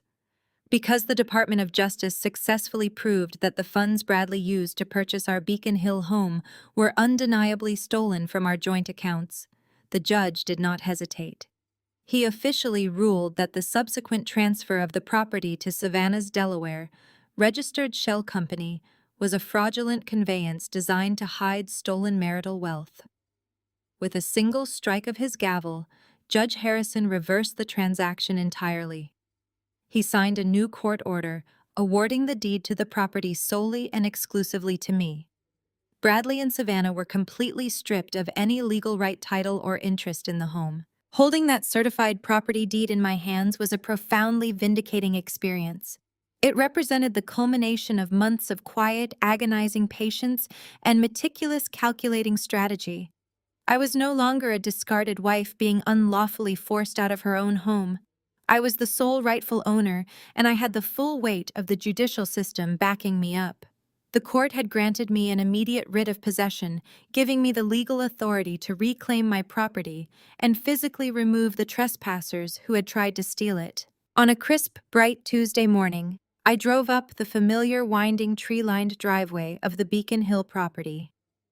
I did not come alone. 2 local sheriff's deputies followed closely behind my car in their marked cruiser, their lights flashing silently in the morning sun.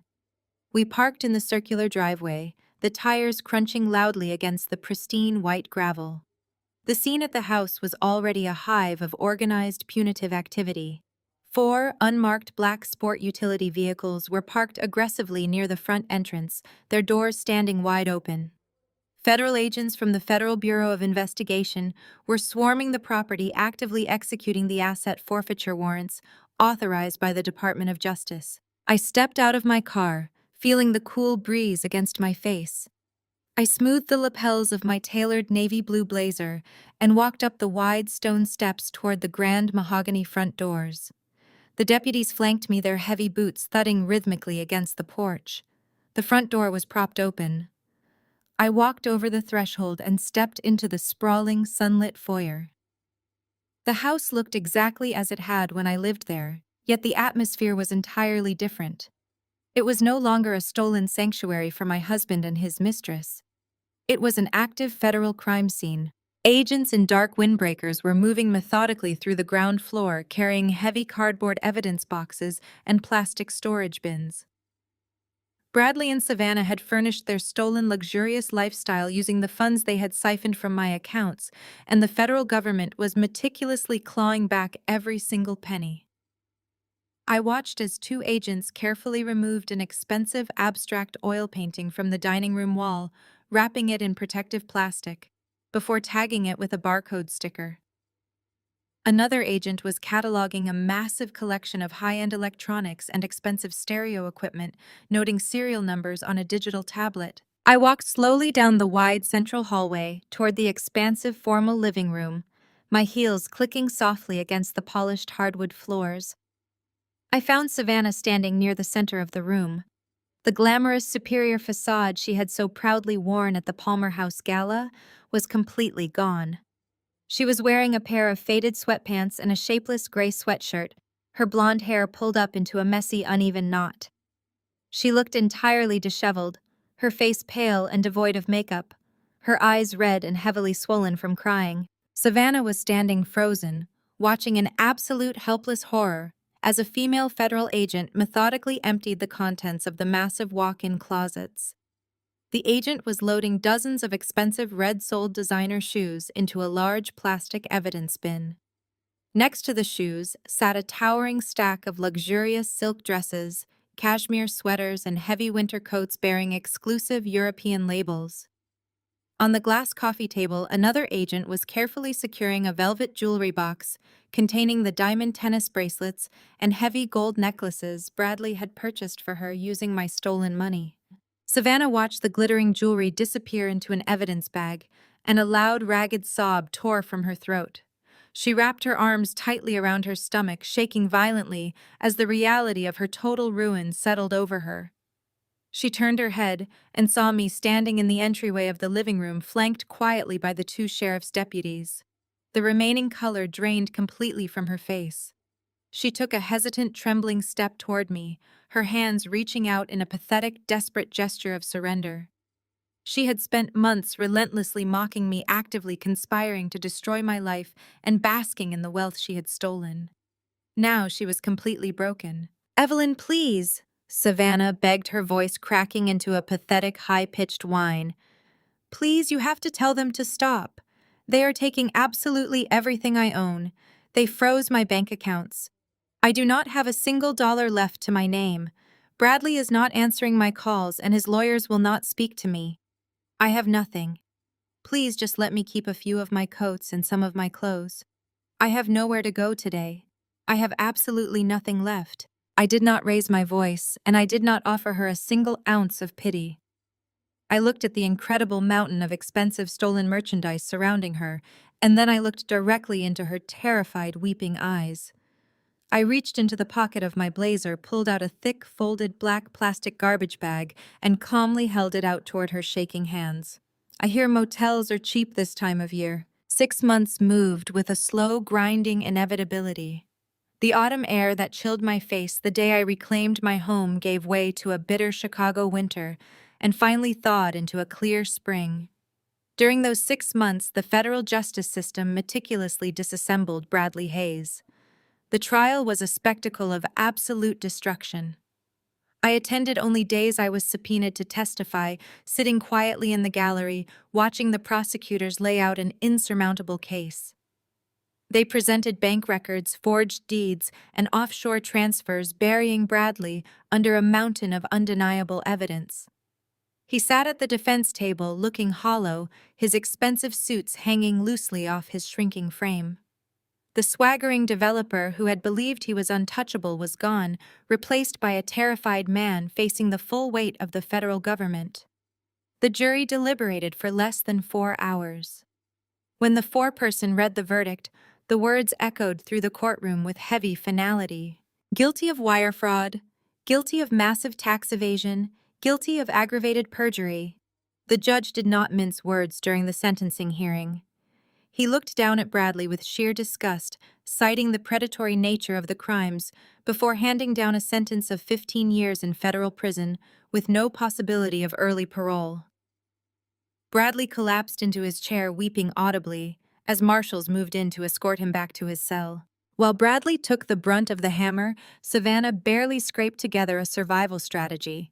Realizing the ship was sinking, she immediately turned state's evidence, eagerly flipping on Bradley and Valerie to save herself from a jail cell. The prosecutors accepted her cooperation, but they did not let her walk away unscathed. Savannah accepted a grueling plea deal that permanently scarred her future. She was sentenced to 10 years of heavily monitored federal probation. She was slapped with massive financial fines and restitution orders that would garnish her wages for the rest of her life. The most devastating blow was the permanent felony record. The glamorous life she had chased so ruthlessly was entirely dead. No corporate entity would consider hiring a convicted fraudster. I heard she had been repeatedly laughed out of interviews at downtown marketing firms. The last I knew, she was working the graveyard shift at a retail chain in a dilapidated strip mall. Her designer wardrobe was replaced by a stiff polyester uniform. She spent her nights quietly scanning barcodes to slowly pay off her debts to the federal government. Valerie fought the hardest, and she fell the furthest. Terrified of going to prison, she liquidated every remaining asset to hire the most aggressive defense attorneys in the state.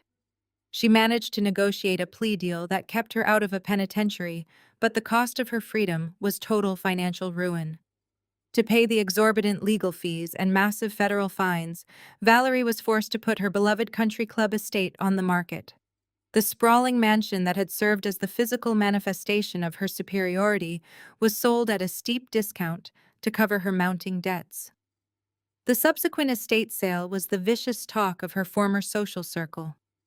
Women she had once hosted for lavish galas walked casually through her home, picking over her antique furniture, imported silk rugs, and crystal chandeliers, purchasing the remnants of her generational wealth for pennies on the dollar.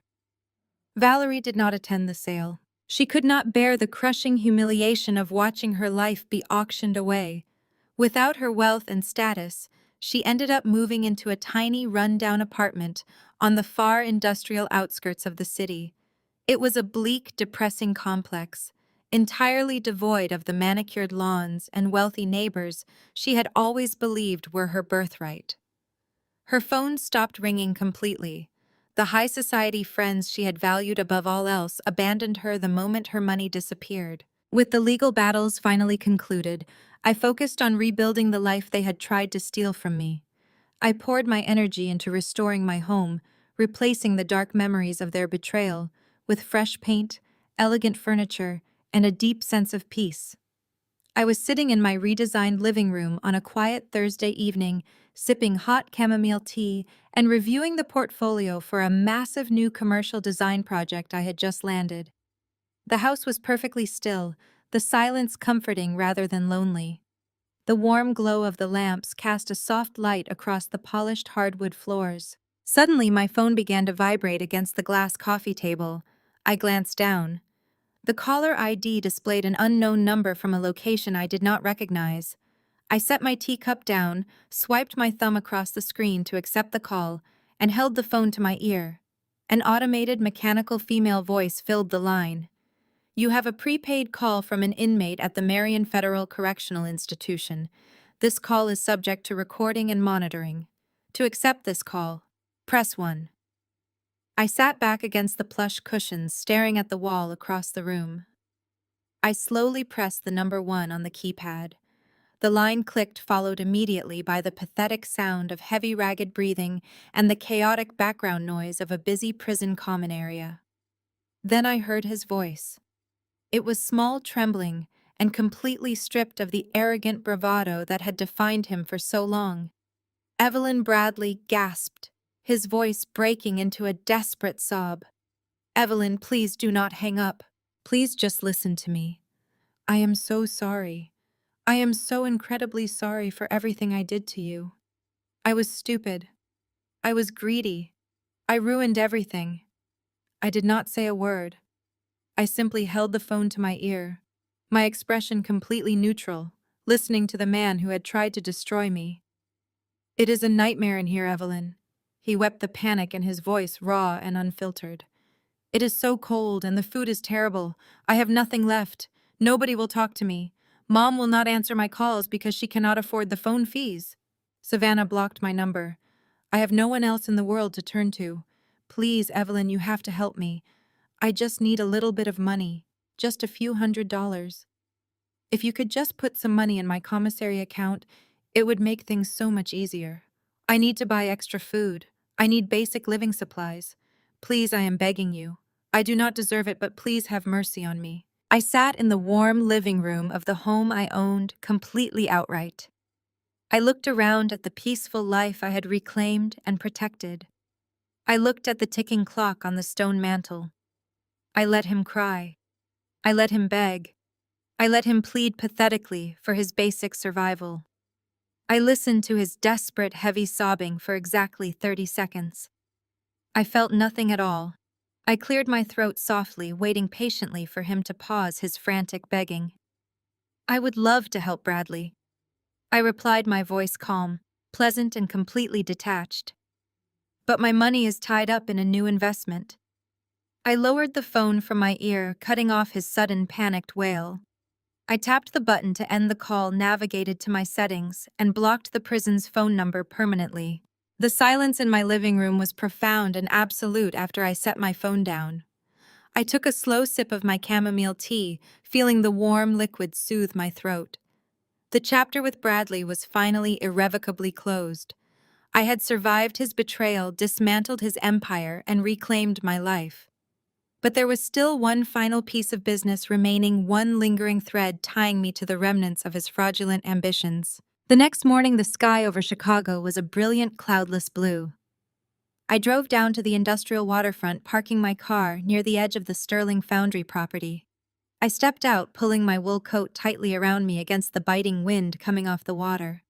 The rusted metal cleats and the thick, weathered ropes holding the old dock together spoke of decades of hard, honest labor, a stark contrast to the slick, invisible fraud Bradley had tried to perpetrate here.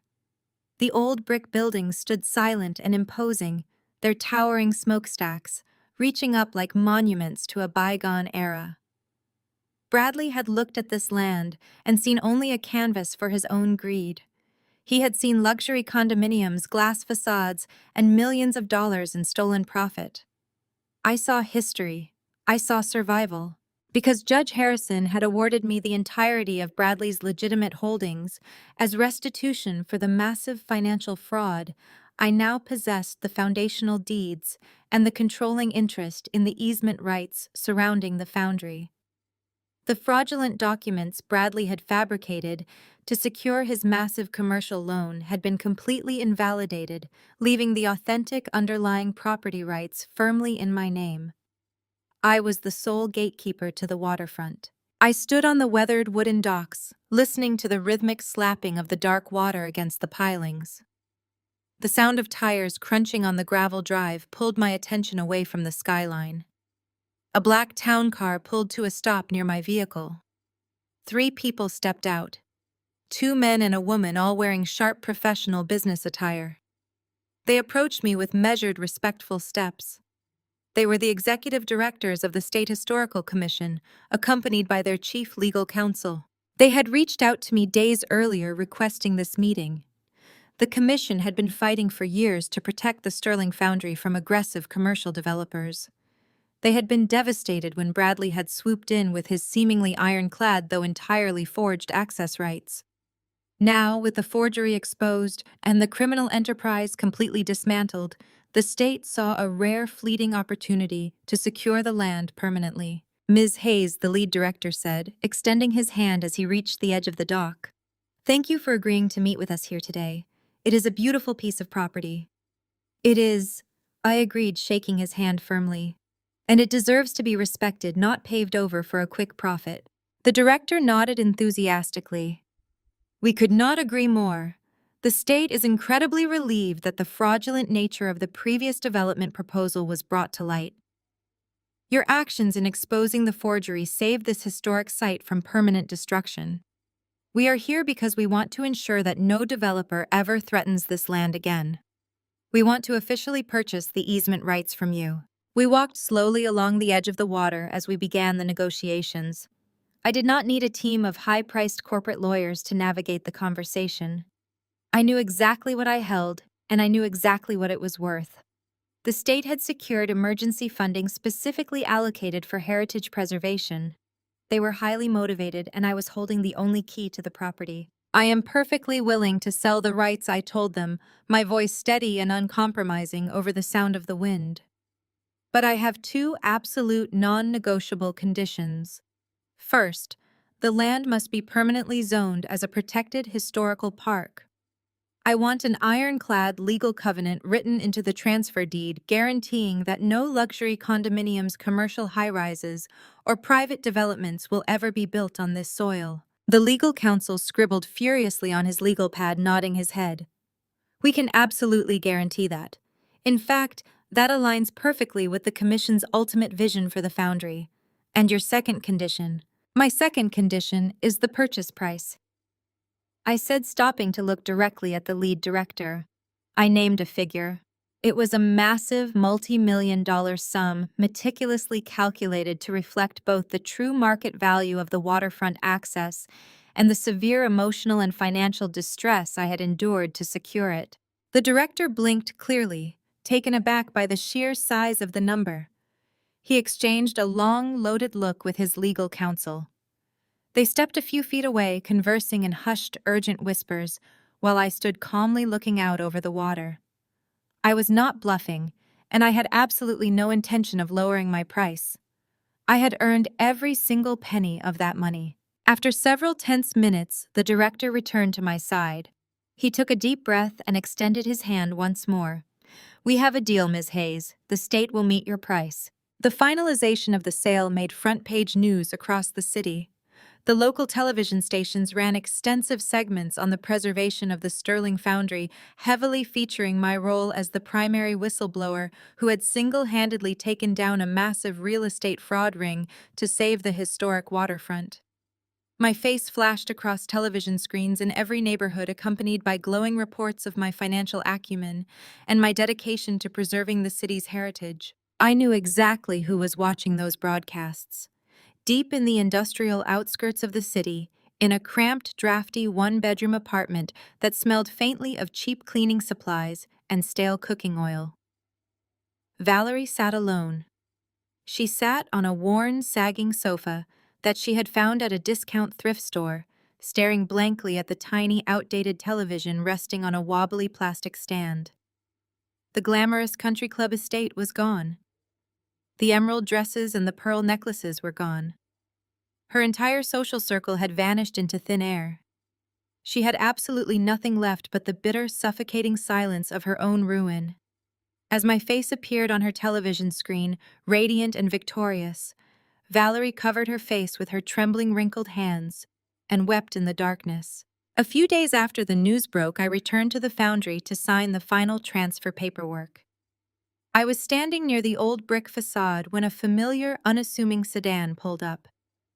Arthur, the federal IRS investigator who had initially helped me crack the complex web of Bradley's shell companies, stepped out of the car. He walked toward me with a wide, genuine smile on his face. I saw the news, Arthur said, shaking my hand warmly. Congratulations! You pulled off a miracle here. Not only did you recover your stolen funds, but you secured a massive state payout and preserved a historical landmark. You have a very dangerous mind for this kind of work. I had an excellent teacher, I replied, smiling back at him. Arthur chuckled, looking out over the water.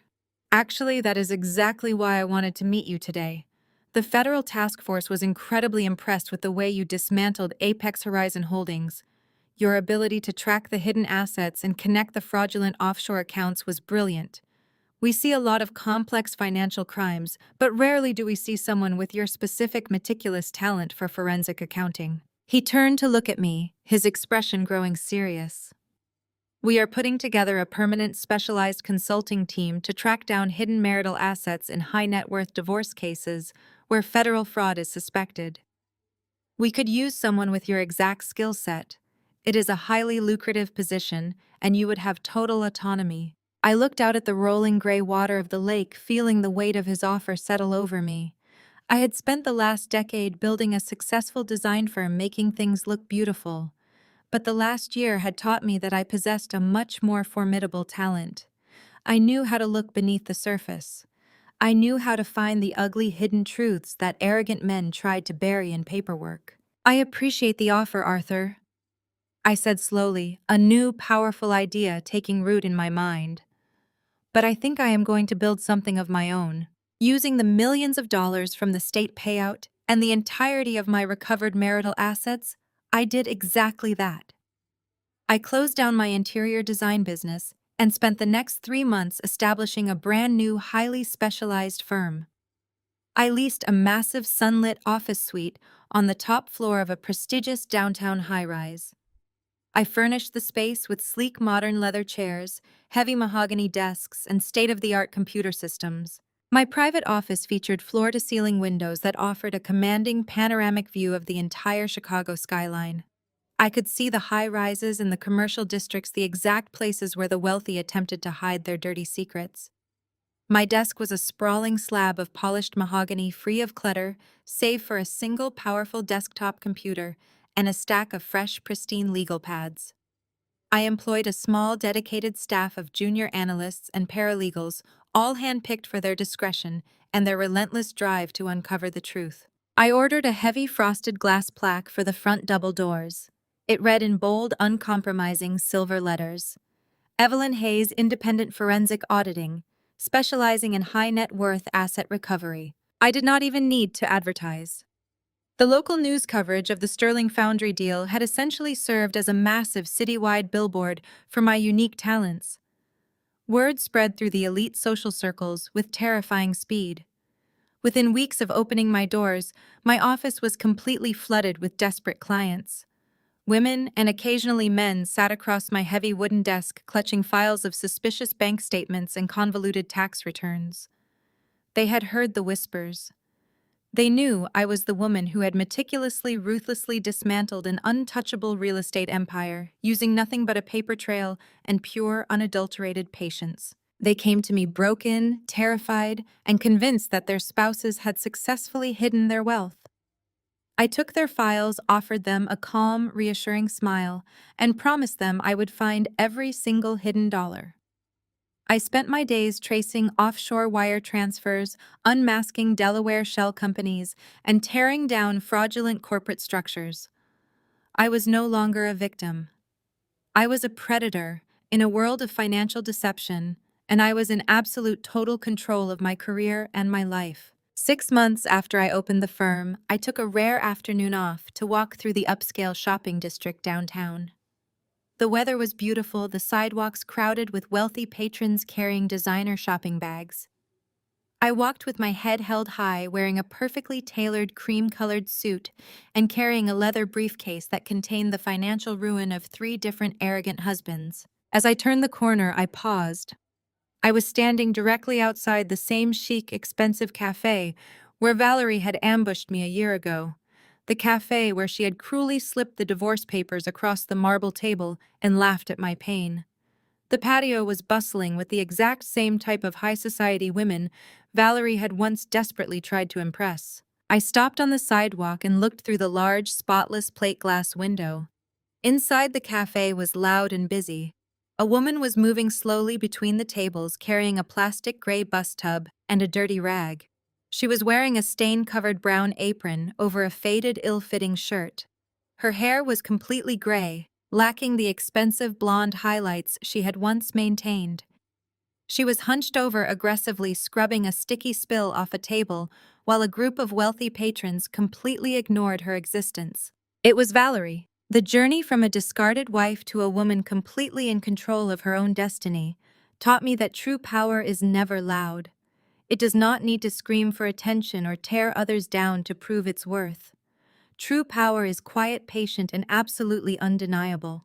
When the people you trust most conspire to break you, it is easy to surrender to the bitterness and let the betrayal define the rest of your life. But hitting rock bottom is sometimes the exact foundation you need to build a fortress they can never penetrate. I learned that you cannot control the greed or the cruelty of others, but you have absolute authority over your response. Instead of fighting them in the mud, I chose to rise above to gather my strength in silence and to let the natural consequences of their own arrogance dismantle their lives. Justice is not always about vengeance. True justice is reclaiming your peace, discovering your hidden talents, and building a life so rich and fulfilling that the people who tried to destroy you become nothing more than a fading memory. The greatest revenge is simply your own genuine happiness and the refusal to ever be a victim again. You have to learn to trust your own vision even when everyone around you is trying to convince you that you are blind. Have you ever faced a betrayal that forced you to discover a strength you never knew you had? Or perhaps you had to completely rebuild your life after someone tried to take everything from you? I would love to hear your story of survival and triumph in the comments below. Please hit the like button and subscribe to the channel for more stories about reclaiming your power and forging your own path forward.